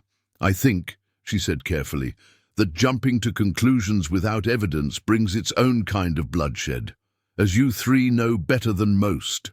The reference to Swift Fox's accusation about the Reeves brothers attacking Apache women was deliberate, a calculated risk to remind them that their own actions weren't above scrutiny. Jeremiah's face darkened. "Careful, Mrs. Wells. Territory's dangerous for a woman alone, especially one who takes an Indian's word over her own kind." The threat was thinly veiled, but before Catherine could respond, the sound of approaching hoofbeats interrupted them. A rider appeared from the direction of Jefferson Creek, a young man she recognized as Billy Thornton, son of the storekeeper in the small settlement. "Mrs. Wells," he called, reining in his lathered horse, "you're needed urgent. Simmons' family, their boy fell from the hayloft, legs bad broken, bleeding something fierce."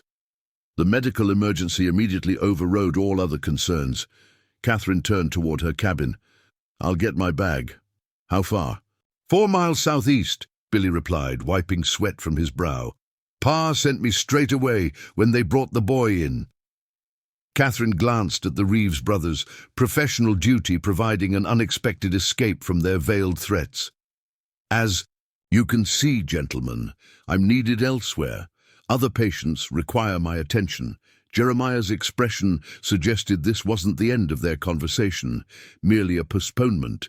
"We'll talk again, Mrs. Wells. Count on it." As Catherine gathered her medical supplies and saddled her horse, she couldn't shake the feeling that larger forces were converging around her small homestead, forces set in motion by a simple act of compassion during a dust storm. Swift Fox's warning echoed in her mind as she secured the silver medallion around her neck. 3 days. Watch for our return. Whatever was coming, Catherine Wells would face it as she had faced every frontier challenge, with steady hands, clear purpose, and the conviction that healing transcended the arbitrary boundaries humans drew between themselves. She rode away from her cabin with the Reeves brothers' hostile gazes following her, unaware that their confrontation had been observed by watchful eyes from the distant ridgeline. Apache eyes that would carry word back to Wolf Caller and Running Deer about the 3 men who threatened the medicine woman who had saved their grandfather. The next 3 days would change everything, though Catherine couldn't yet imagine how. Catherine didn't return to her homestead until late afternoon the following day. The Simmons boy's injury had been severe, a compound fracture that required hours of careful work to set properly, followed by an anxious night monitoring for signs of infection. By the time she'd stabilized him enough to leave in his mother's care, exhaustion had settled deep in her bones. As she crested the final ridge overlooking her property, Catherine slowed her horse, instinct warning her that something had changed.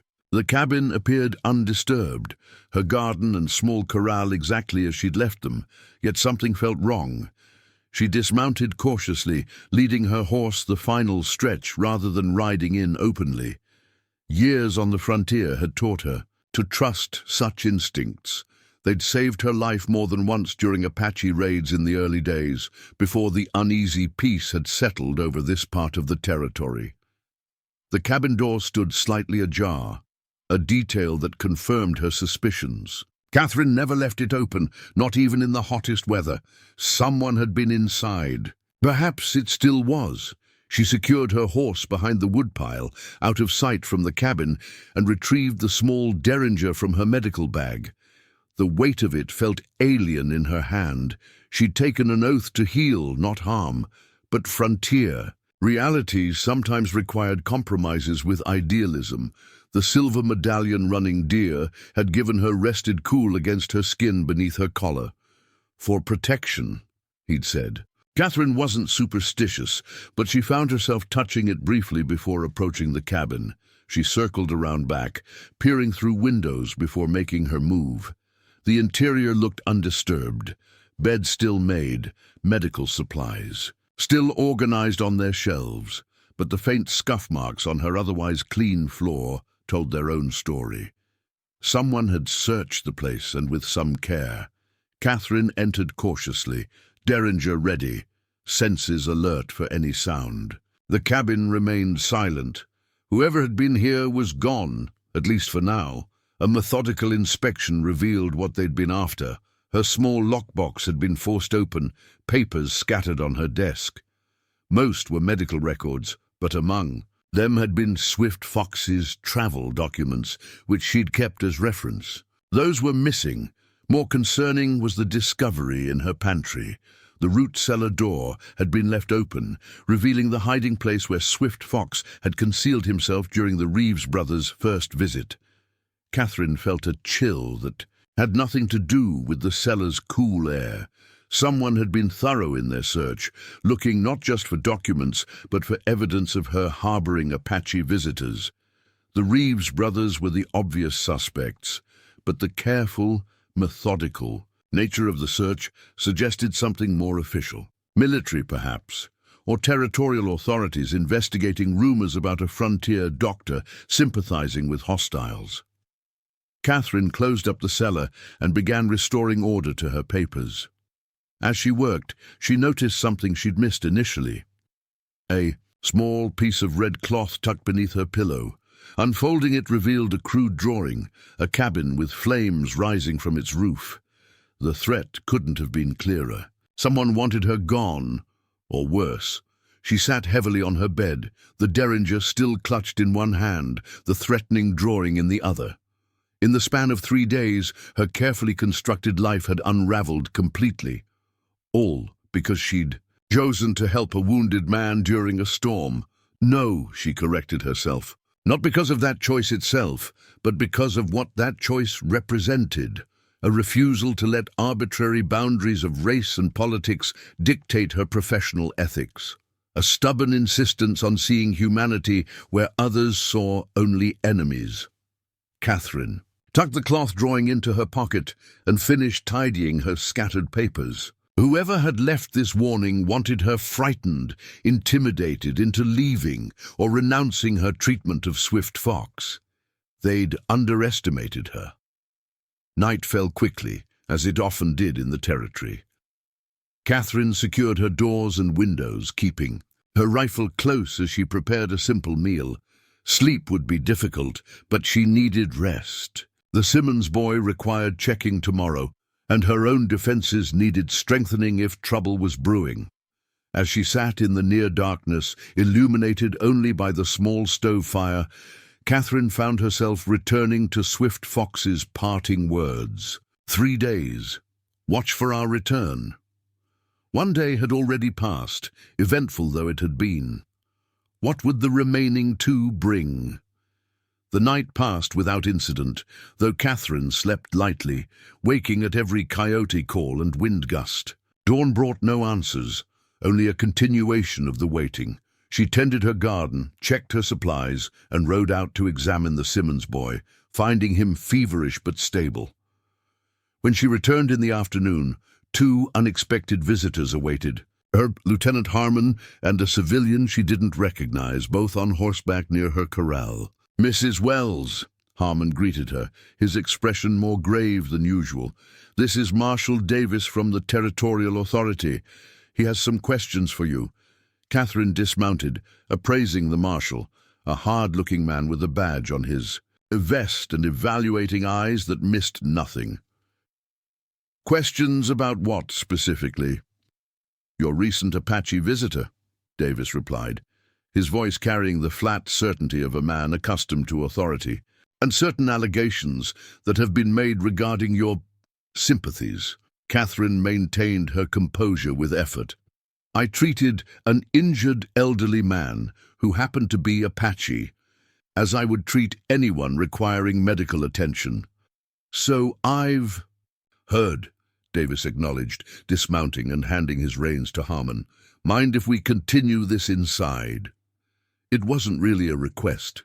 Catherine led them into her cabin, noting how the marshal's gaze immediately catalogued every detail of her living space. While Harmon remained respectfully near the door, Davis made himself comfortable at her table without invitation. Lieutenant Harmon provided a full report about Swift Fox and the encounter with his grandsons. Davis began, removing a notebook from his pocket. "What concerns the Territorial Authority is information we've received suggesting you may have had prior contact with this Apache band."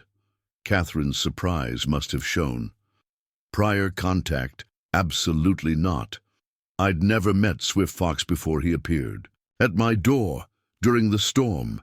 "Yet you seemed remarkably comfortable harboring him," Davis observed. "Most frontier women would have barred their doors against any Apache, injured or not." "I'm a doctor first, Marshal. My gender and location don't change that." Davis made a non-committal sound, flipping through his notebook. "We have testimony from certain local residents suggesting you've shown what they consider unnatural sympathy toward Indians in the past, leaving supplies along trails known to be used by Apache, treating Mexican laborers, and even Yavapai Indians who've come to your door." Catherine felt anger rising but kept her voice level. "I've never hidden my medical practice. I treat humans in need regardless of their origin." "A commendable sentiment in theory," Davis replied with practiced neutrality. "More complicated in practice, especially given recent events." "Recent events perpetrated by Black Knife's band," Catherine pointed out. "Not Swift Fox's people, a distinction that seems lost on many." Davis fixed her with a direct stare. "Here's my concern, Mrs. Wells. The territorial governor is under significant pressure to demonstrate control over the Apache situation. Settlers are demanding protection.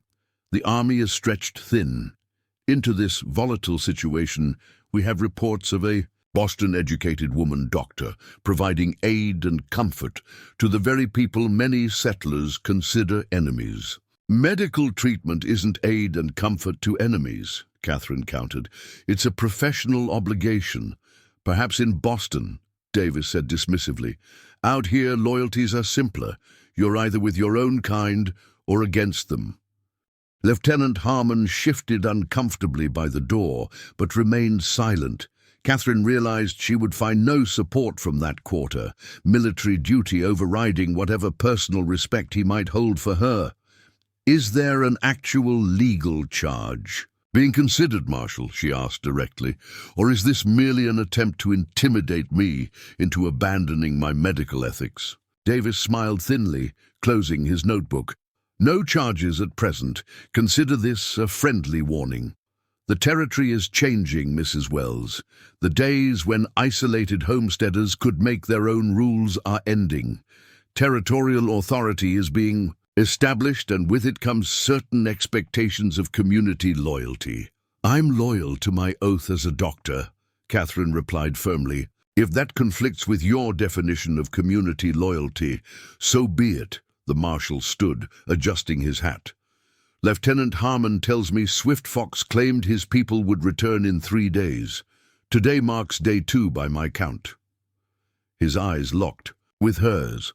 "If armed Apache appear at your homestead for any reason, regardless of their stated purpose, it will be considered hostile action. The Army has authorization to respond accordingly." With that parting threat, Davis nodded to Harmon and strode out. The lieutenant lingered briefly, something like apologetic concern in his expression.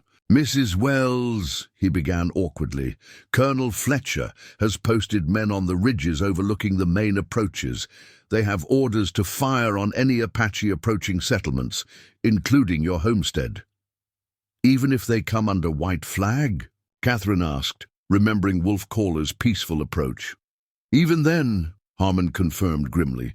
"After Jefferson Creek and the stagecoach, there's no appetite for distinction or negotiation." "I thought you should know." After they departed, Catherine stood in her doorway, watching dust rise from their horses' hooves as they rode toward Jefferson Creek. The marshal's warning had been clear enough. Her professional principles were becoming politically inconvenient. The silver medallion felt suddenly heavier against her skin. For protection, Running Deer had said. But what protection could a piece of Apache silver offer against territorial marshals and army patrols? As evening approached on the second day, Catherine made a difficult decision. If Swift Fox's people did return as promised, they would be riding into potential slaughter. She needed to warn them somehow, to prevent bloodshed on her doorstep. But how? She had no way to communicate with the Apache band, no knowledge of where exactly they might be camped. The only certainty was Swift Fox's promise: 3 days. Watch. For our return, darkness fell with no sign of Apache riders. Catherine maintained her vigil nonetheless, watching from her window as stars emerged across the vast Arizona sky. When sleep finally claimed her near midnight, her dreams were troubled. Images of Swift Fox performing his ritual mixed with visions of armed confrontation on her homestead. She woke before dawn on the third day with absolute certainty that something had changed. The air itself felt charged, like the stillness before a storm. Catherine dressed quickly and stepped onto her porch, scanning the surrounding landscape in the growing light. Nothing moved on the visible ridgelines where Harmon had said soldiers were posted. Her small garden stood undisturbed, morning dew glistening on vegetable leaves. Yet the certainty remained. Something fundamental had shifted during the night. The answer came with the morning's first full light. There, arranged carefully on her porch steps, sat objects that hadn't been there the evening before. A small deerskin pouch, exquisitely beaded. A bundle of herbs she recognized as rare medicinal plants. And most surprisingly, a silver band, hammered into the form of a serpent eating its own tail. A symbol she recalled from her medical training, the Ouroboros representing eternal return and renewal. Someone had visited during the night, leaving these gifts without disturbing her sleep. Apache, almost certainly. Their ability to move silently is legendary, even among those who dismissed other aspects of their culture. Catherine gathered the items, understanding their significance. The medicinal herbs represented an exchange of healing knowledge. The beaded pouch contained small turquoise stones, valuable trade items among southwestern tribes. And the silver band was clearly meant as personal adornment, perhaps even ceremonial. These were not random gifts. They were carefully selected offerings that acknowledged her as a healer, as someone worthy of respect and exchange. The fact that they'd been delivered despite army patrols suggested either remarkable stealth or intimate knowledge of patrol patterns. As she examined the silver band more closely, Catherine noticed small markings etched into its surface, symbols similar to those on the medallion Running Deer had given her. Their meaning remained mysterious, but their craftsmanship was undeniable. The sound of approaching horses brought her attention sharply back to the present. She quickly secured the gifts inside her dress pocket and stepped back onto the porch. From the eastern approach came riders, not Apache warriors as she'd half expected, but a military patrol led by Colonel Fletcher himself. Catherine steeled herself for another confrontation as Fletcher dismounted, followed by 6 soldiers who immediately took defensive positions around her homestead. The colonel's expression was grim as he approached. "Mrs. Wells," he greeted her curtly. "I assume you know why I'm here." "I can make an educated guess," she replied evenly. "Something about Swift Fox's 3-day promise." Fletcher nodded, his gaze sweeping the property with professional assessment. "Any sign of Apache activity?" Catherine considered the gifts hidden in her pocket. Truth warred with caution. Acknowledging Apache visitors might escalate an already tense situation, yet lying to a military officer carried its own risks. "None," she answered finally, choosing technical truth. She'd seen no Apache, only evidence of their passing. The colonel seemed unsatisfied with her response. "My scouts report unusual movement north of here last night. A large party crossing, the bridge then disappearing into the draws. They're out there, Mrs. Wells, whether you've seen them or not. If they wanted to attack, they'd hardly announce their intentions 3 days in advance," Catherine pointed out reasonably. "Unless that was precisely their strategy," Fletcher countered. "Create expectation, then strike elsewhere while we're focused here." The possibility hadn't occurred to Catherine, though it made a certain tactical sense. "Have there been attacks elsewhere?"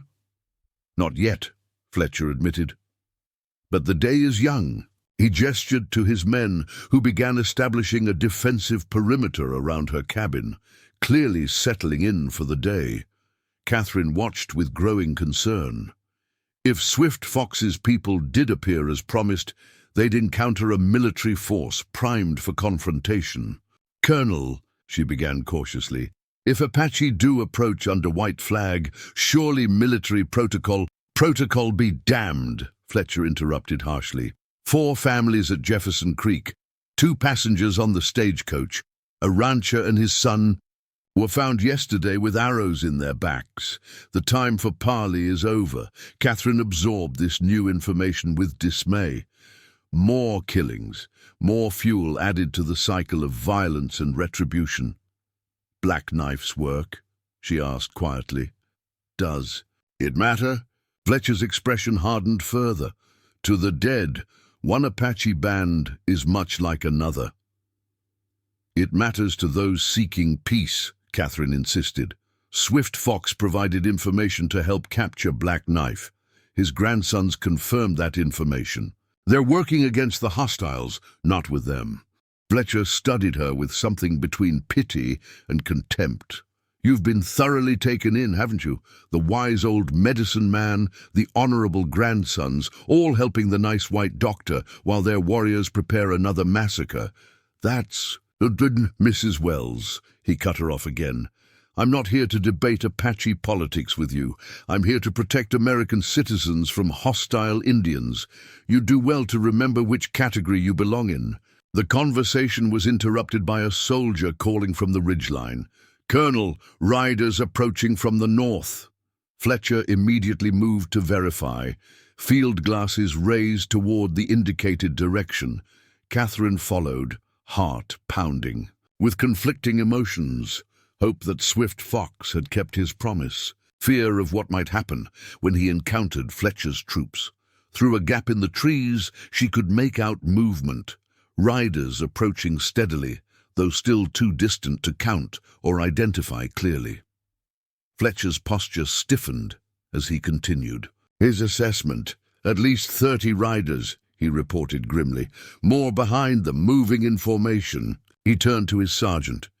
"Battle positions. Prepare to engage when they reach the creek crossing." "Colonel, wait," Catherine protested. "Let me look first. It might be Swift Fox's people coming peacefully."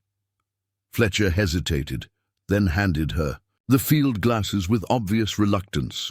"See for yourself." Catherine focused the lenses, adjusting for distance. What she saw made her breath catch. Approaching in a disciplined line were Apache riders, perhaps 40, visible with more behind them. But what struck her most was their appearance. These were not warriors painted for battle. They wore their finest clothing, silver and beadwork, in catching the morning light, and at their head rode 3 familiar figures, Swift Fox, centered and obviously recovered from his injury, flanked by wolf caller and running deer. Most remarkably, behind this vanguard came pack horses laden with what appeared to be bundles of hides, baskets, and other goods. This was no war party. It was a trading expedition, elaborate and formal. "It's Swift Fox," she confirmed, lowering the glasses. "And he's brought a trading party, not warriors. Look at the pack horses, the ceremonial dress. This is commerce, not conflict." Fletcher reclaimed the glasses, verifying her assessment with obvious surprise. "I'll be damned," he muttered. "A trading party after everything that's happened." "Perhaps because of everything that's happened," Catherine suggested. "A demonstration that not all Apaches seek violence, that cooperation remains possible." The colonel's tactical mind worked, visibly, reassessing the situation. It could be a diversion, a cover for attack elsewhere. Or it could be exactly what it appears, Catherine countered. An elder keeping his promise, bringing his people to trade in peace when almost everyone, including you, expected war. Fletcher barked orders to his men, adjusting their positions but not standing down entirely. "We'll meet them at the creek. Boundary, under the flag of truce, but weapons ready." He turned to Catherine. "You'll come with us. If this is truly Swift Fox keeping his word, your presence may help keep matters civil." The meeting took place where the small creek crossed Catherine's property boundary. Fletcher positioned his men strategically, presenting military discipline, while avoiding the appearance of imminent attack. Catherine stood slightly apart, medical bag in hand, her own statement of purpose and identity. Swift Fox halted his riders at a respectful distance, then proceeded forward with his grandsons, and two elders Catherine hadn't met before. The transformation in the old man was remarkable. No sign remained of the starving, injured traveler who had appeared at her door during the storm. He sat straight on his horse, the quiet authority she had glimpsed earlier now fully evident. "Colonel Fletcher," Swift Fox greeted him formally. "Catherine Wells, we come as promised, 3 days from parting." Fletcher remained visibly wary, despite the peaceful approach. "You bring many riders, Swift Fox. Hard to view this as anything but intimidation." "We bring many traders," the old man corrected calmly, "with goods to exchange, a gesture of peace. Between peoples who have seen too much blood spilled." Wolfcollar moved his horse forward slightly. "My grandfather suggested this after his return. Many were skeptical, but the medicine woman's kindness deserved acknowledgement in our way." "Medicine woman?" Fletcher repeated, glancing at Catherine with new understanding. "You mean Mrs. Wells?" "She earned the title," Swift Fox affirmed, "by seeing a person where others would see only Apache, by risking her standing among her own people for what she knew was right." Catherine felt the weight of this unexpected honor. Among frontier settlers, being designated medicine woman by Apache would be viewed with suspicion at best, condemnation at worst. Yet she recognized the profound respect it conveyed from Swift Fox's perspective. Colonel Fletcher seemed to struggle with the unprecedented situation. His military training provided no clear protocol for Apache elders arriving with trading parties rather than war parties. "Recent attacks make any large Apache gathering suspect," he stated finally, though with less conviction than before, regardless of stated purpose. "The attacks were Black Knife's doing," Swift Fox replied patiently. "Using information I provided." "Did your soldiers find his camp in the Dragoons?" Fletcher hesitated before answering. "They found evidence of recent occupation. Firing still warm, but the band had moved on. Because Apache scouts watch army movements," Wolfcaller explained. "Information flows both ways in this territory." Running Deer spoke next, his voice carrying formal authority. "We bring more than trade goods, Colonel. We bring information. Black Knife moves his band toward the Chiricahua Mountains. They travel with stolen army horses and weapons taken from the stagecoach. We can provide details of their route, the passes they will use." Fletcher's interest sharpened visibly at this intelligence offer. Why would you help capture other Apache? Because Black Knife's actions threaten all Apache, Swift Fox answered. His violence feeds your violence. The cycle must be broken for any peace to grow.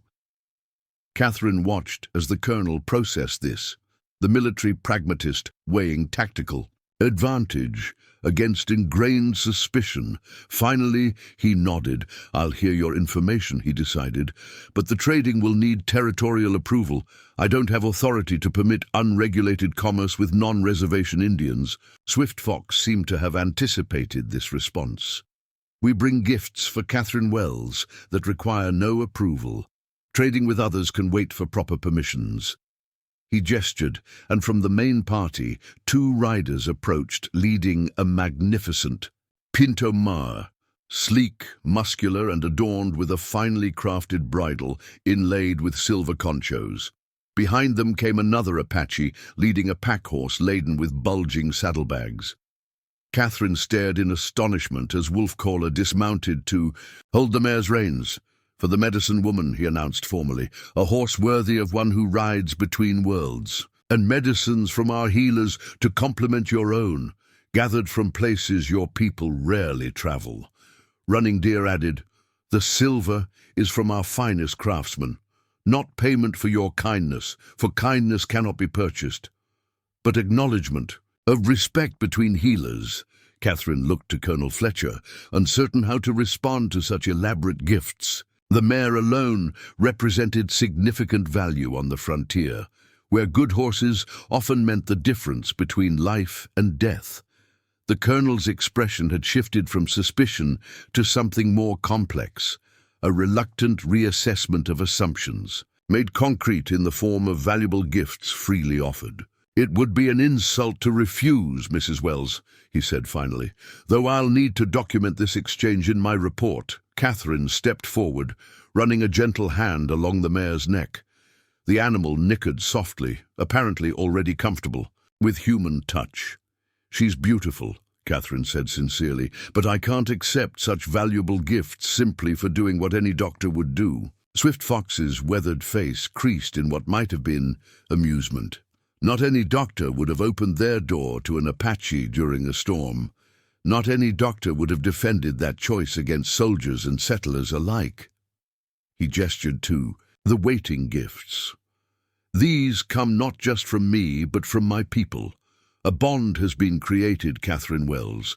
These gifts acknowledge that bond. As Fletcher conferred with Swift Fox and his grandsons about Black Knife's movements, Catherine examined the medicinal supplies with professional interest. The Apache healers had included plants she recognized from her own pharmacopoeia, alongside others she'd never encountered, each carefully prepared and labeled in their own fashion. This exchange represented something far more significant than mere gratitude. It was recognition across cultural boundaries, healer to healer, knowledge to knowledge. The silver jewelry and magnificent horse were statements visible to all, public declarations that Catherine Wells stood under Apache protection. In the territory's complex politics, such protection carried double significance. It would mark her further in the eyes of some settlers, yet provide security against threats like those implied by the Reeves brothers' warning. As the formal exchange concluded and arrangements were made for territorial officials to review the larger trading proposal, Catherine found herself standing with Swift Fox away from the others. The old man's dark eyes studied her with quiet intensity. "The silver medallion protected you?" he asked. Catherine touched it reflexively where it hung beneath her collar.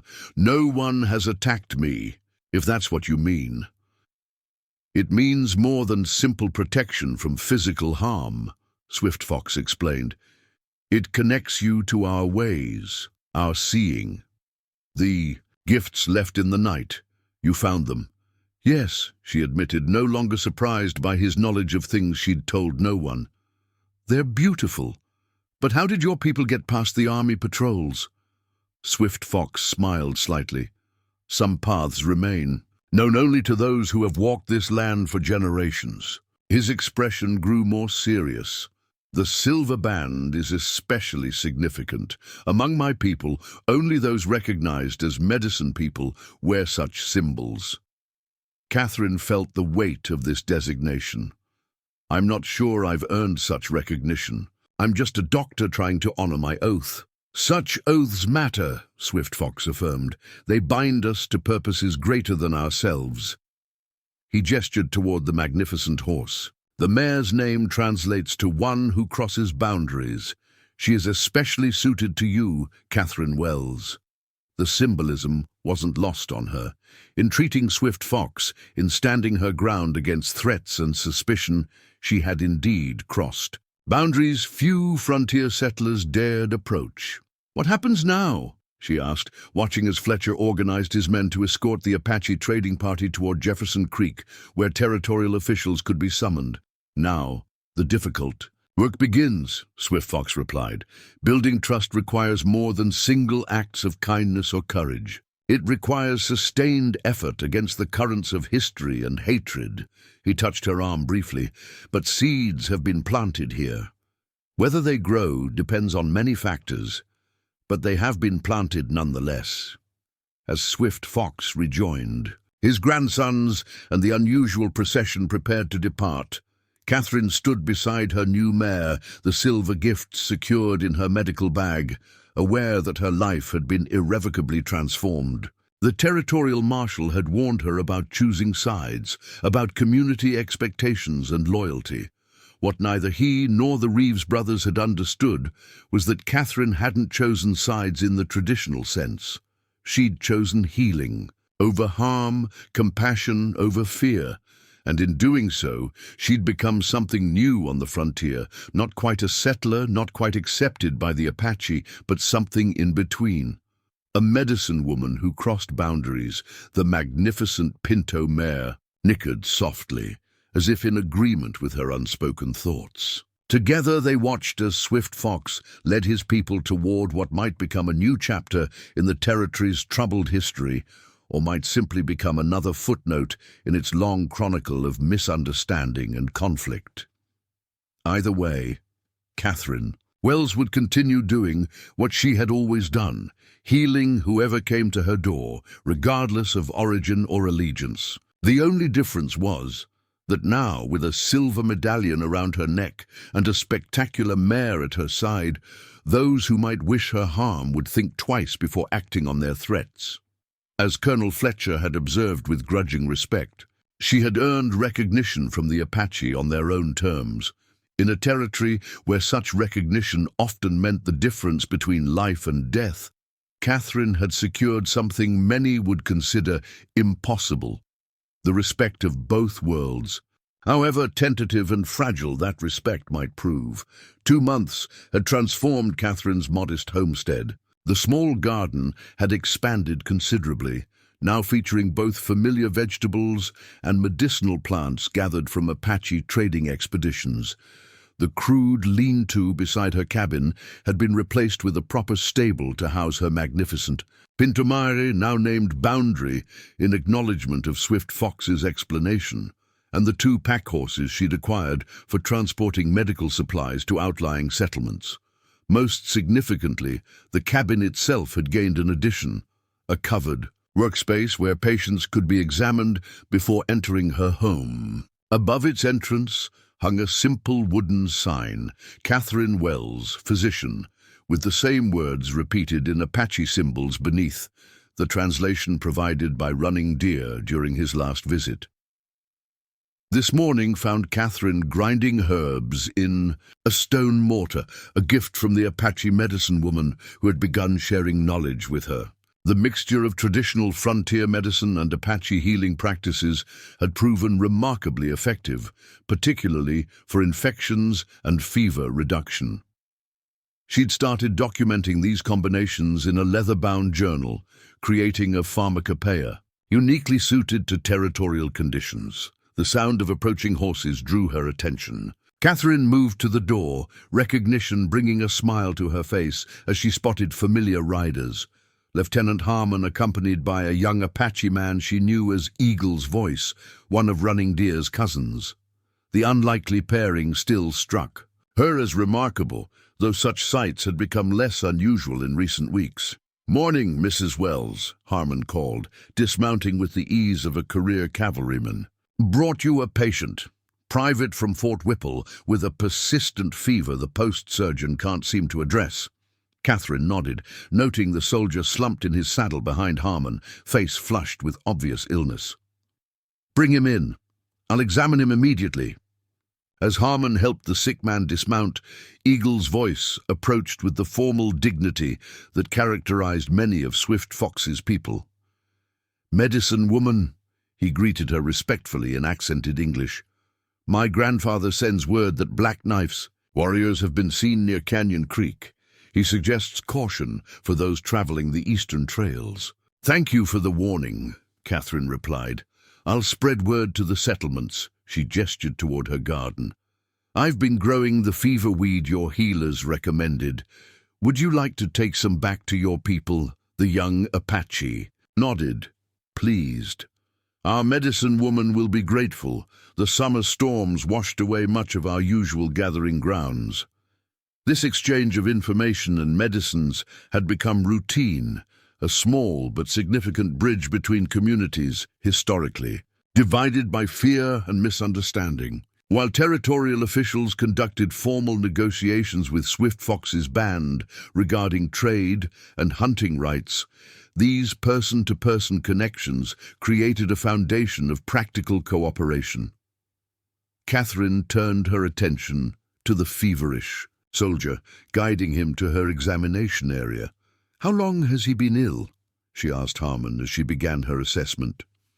3 days, the lieutenant replied.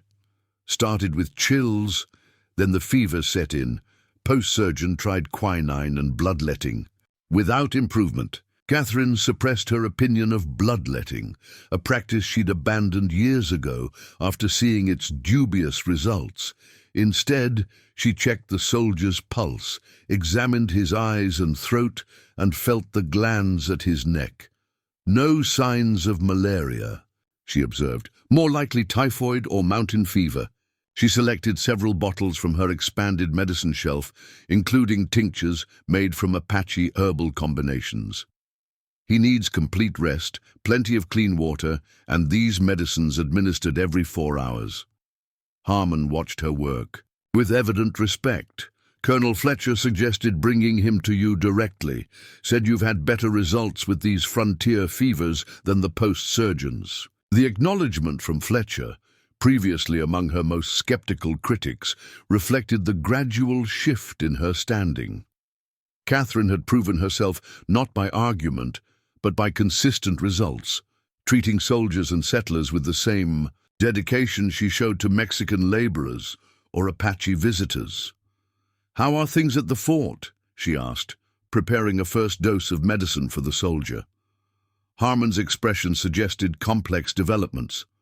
"Territorial governor arrived yesterday. There's talk of formal treaties with certain Apache bands, Swift Fox's people among them. Limited hunting rights, regulated trade, possibly even medical exchanges."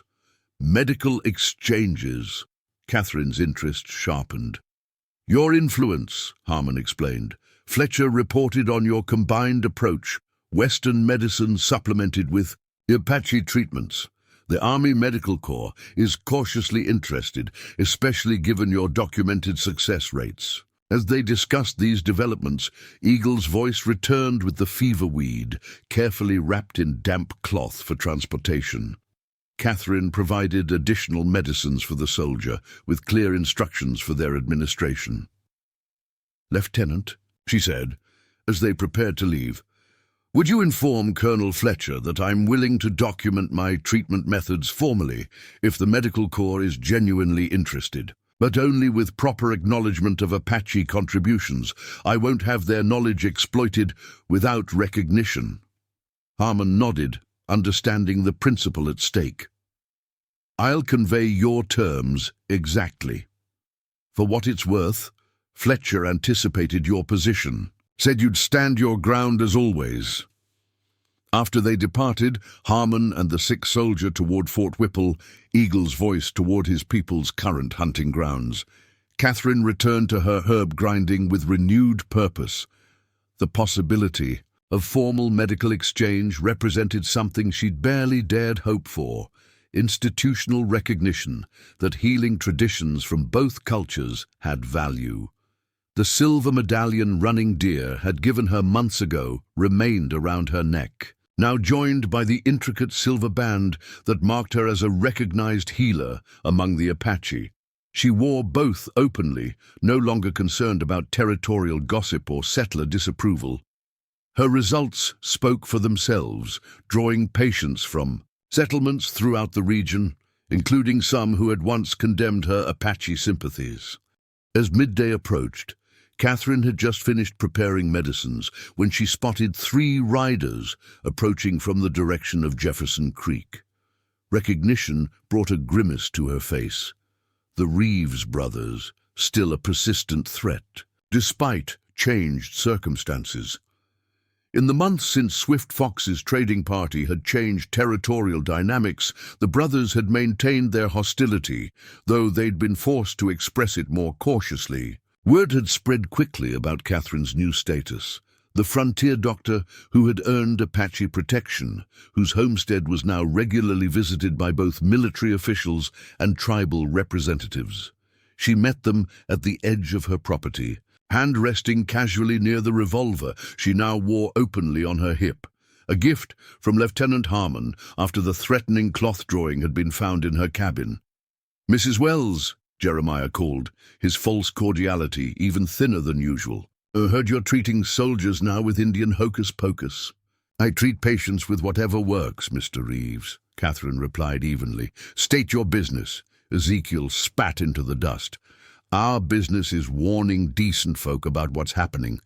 Territory's getting soft on hostiles because of people. Like you." "Hostiles?" Catherine raised an eyebrow. "You mean the Apache who've helped track Black Knife's raiders? Who've provided intelligence that saved settler lives? Those hostiles?" Matthew, the youngest brother, leaned forward in his saddle. "Don't matter what good deeds some of them do. Indians are Indians. Territory was better when everyone understood that." Catherine studied the brothers with clinical detachment. Their hatred seemed almost pathological in its resistance to evidence or reason.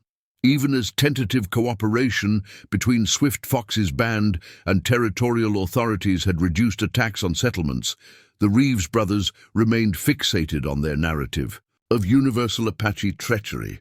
"The world is changing, gentlemen," she observed. "Those who adapt will prosper. Those who cling to outdated hatreds will find themselves increasingly isolated." Jeremiah's face darkened. "Fancy words from a woman who sleeps under Apache protection." He nodded toward her silver medallion, wearing their trinkets, speaking their language, treating them like equals. "Some folks are wondering where your true loyalties lie." "My loyalty is to healing," Catherine replied, the response now practiced through repetition.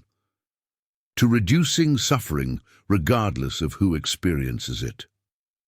"There's talk in Jefferson Creek," Ezekiel continued ominously, "about organizing proper settlements, ones with clear rules about who belongs and who doesn't."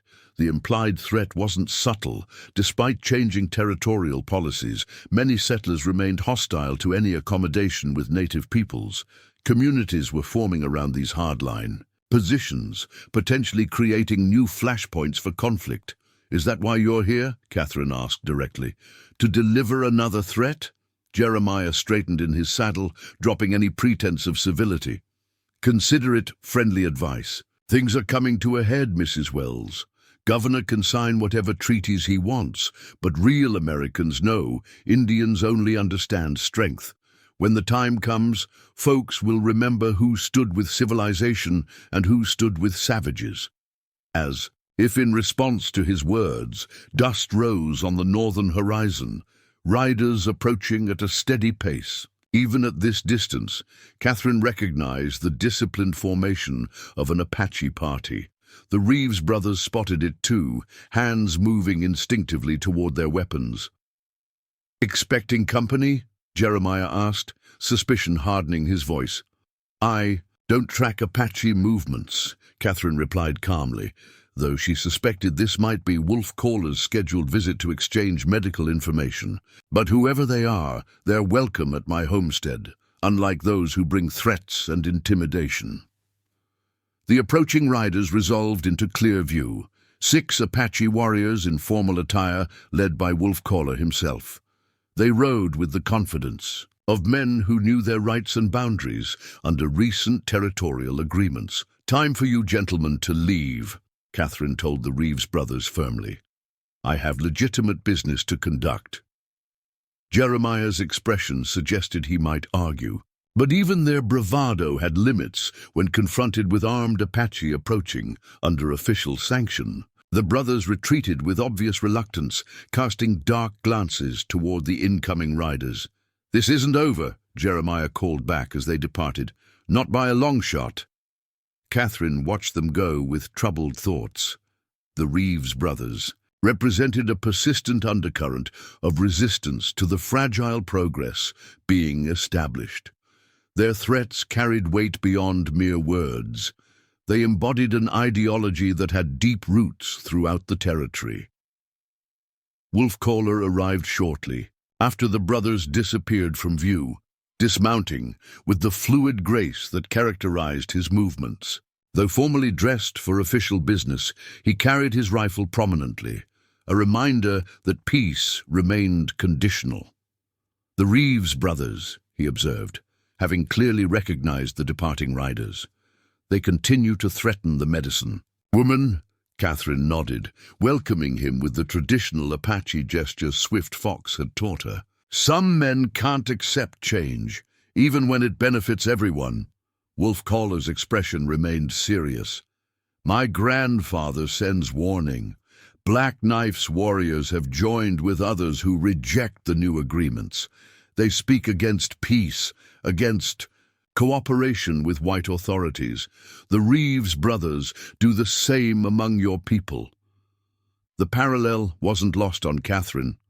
Extremists existed in both societies, feeding each other's narratives, justifying escalation through the other's actions.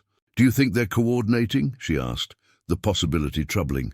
"Not directly," Wolf Caller replied, "but they serve each other's purposes. Black Knife's raids give men like the Reeves brothers an excuse to demand harsher measures against all Apache.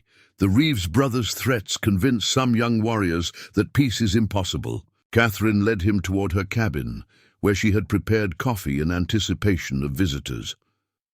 "Your grandfather believes the treaties will hold despite these pressures." Wolf Caller accepted the offered cup with formal thanks before answering. "Swift Fox has lived long enough to see many agreements made and broken. He believes this time may be different because of people like you, Catherine Wells."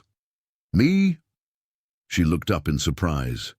"Those who stand at crossroads," he explained, using an Apache metaphor she'd come to understand through their cultural exchanges.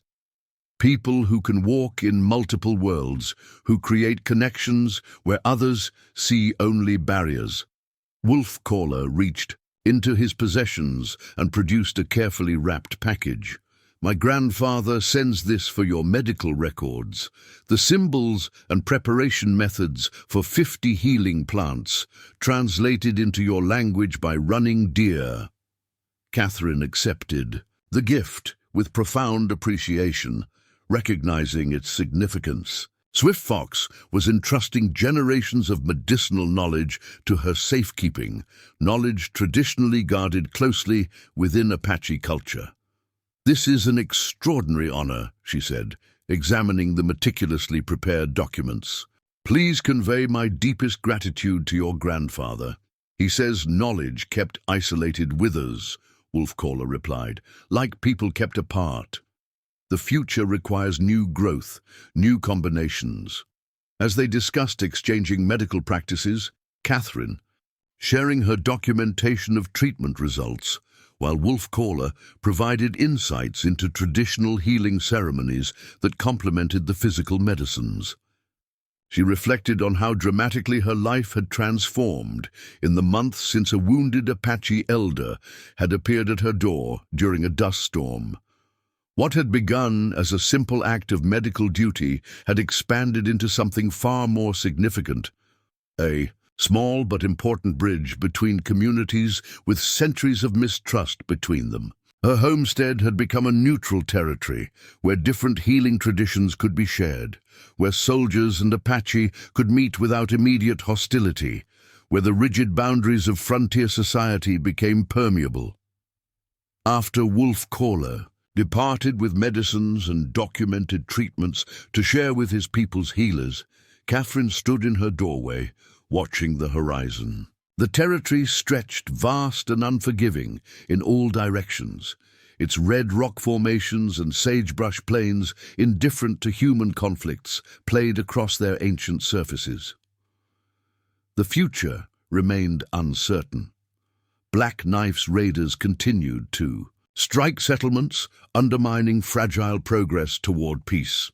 Men like the Reeves brothers continued promoting narratives of inevitable conflict between civilization and savagery. Territorial policies shifted with political winds from Washington, creating unpredictable conditions on the ground. Yet something fundamental had changed, at least in her corner of this contested land. Seeds of understanding had been planted, taking root despite harsh conditions. Catherine touched the silver medallion at her neck, its weight now familiar and comforting, a physical reminder of connections that transcended arbitrary boundaries. Her thoughts were interrupted by the approach of a wagon from Jefferson Creek. An anxious-looking man drove a team of horses at dangerous speed, a woman beside him cradling something in her arms. Catherine recognized the signs of medical emergency immediately. "Dr. Wells!" the man called as they drew closer. "Our daughter! The fever took her sudden. Jefferson Creek folks said you're the only one who might help." Catherine moved quickly to meet them, medical instincts overriding all other concerns.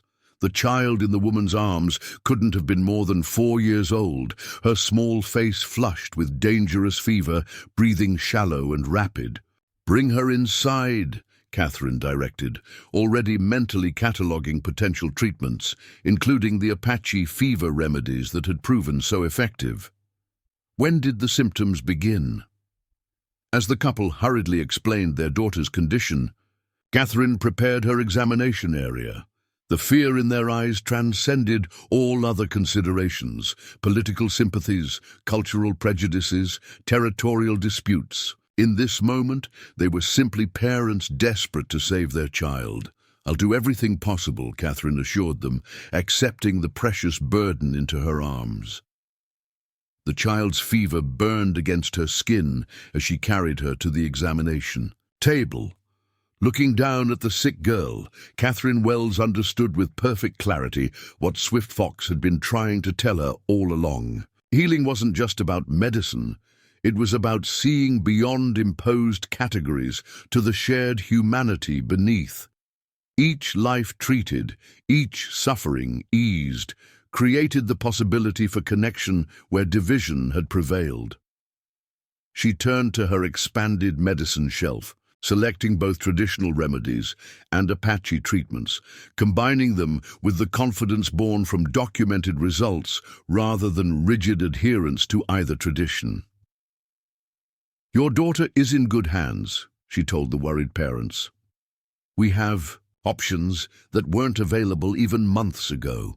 As Catherine began her work, the work she had been trained for, the purpose that had driven her west after losing Thomas, the calling that had sustained her through isolation and hardship, she felt a sense of rightness settle over her. This was why she had opened her door during that fateful dust storm, why she had defied convention and expectation to treat an elderly Apache when others would have turned him away.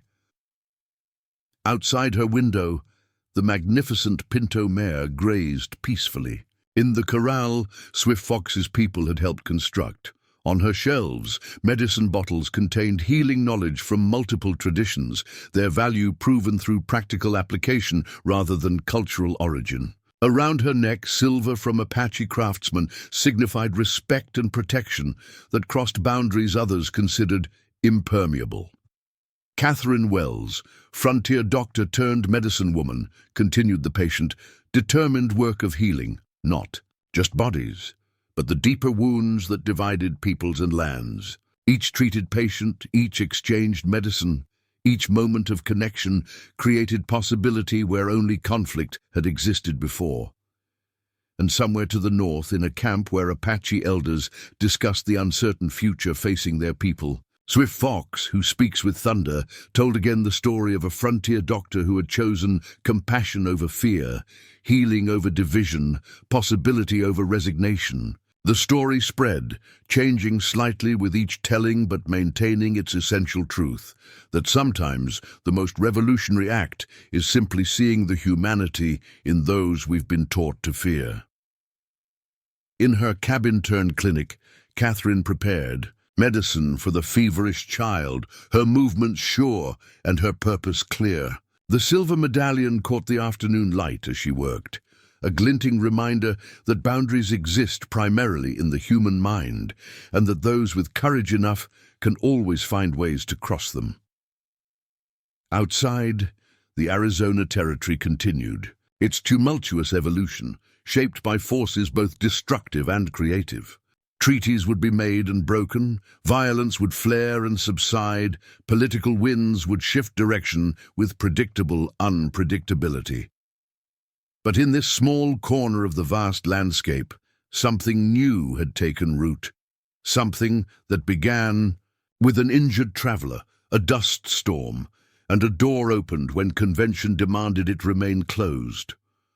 Catherine applied the cooling herbs to the child's forehead, speaking softly to reassure the worried parents. This was her contribution to the territory's future, not grand policies or dramatic confrontations, but the steady, persistent work of healing whoever came to her door, creating through example a vision of what could be rather than what had always been. As the child's fever began to respond to treatment, Catherine caught sight of her reflection in the small mirror hanging near her medicine shelf. The woman who looked back at her was not the same one who had fled Boston 6 years, earlier grief-stricken and seeking escape. This woman's eyes held confidence, born from tested principles, strength forged through lonely stands against prevailing winds, and wisdom acquired through openness to unfamiliar knowledge. She had become, in Swift Fox's words, one who stands at crossroads, not fully belonging to either world, but creating connection between them through practical daily choices that prioritized healing over division. It wasn't an easy position to maintain, as the Reeves brothers' ongoing threats reminded her, but it was a necessary one if the cycle of violence and retribution was ever to be broken. The child stirred, her breathing easier as the combined medicines took effect. Her parents exhaled in tentative relief, faces showing the universal expression of hope restored that Catherine had witnessed countless times across cultural boundaries. "She's responding well," Catherine told them, medical confidence evident in her voice. "The fever's breaking already." As she continued her work well into the evening, Catherine's thoughts returned to Swift Fox's parting words during his last visit to her homestead. "Healing comes in many forms, Catherine Wells, some visible, some hidden, but all necessary for the wounded territory we share." Outside her window, stars appeared one by one in the vast Arizona sky. The same stars that had witnessed centuries of human struggle across these contested lands. The same stars that would watch whatever future unfolded from these fragile beginnings of understanding. Catherine Wells, medicine woman, continued her patient work beneath their ancient light, adding her small but essential contribution to that unwritten future. One healed body, one shared medicine, one open door at a time. Up next, you've got 2 more standout stories right on your screen. If this one hits the mark, you won't want to pass these up. Just click and check them out. And don't forget to subscribe and turn on the notification bell so you don't miss any upload from us.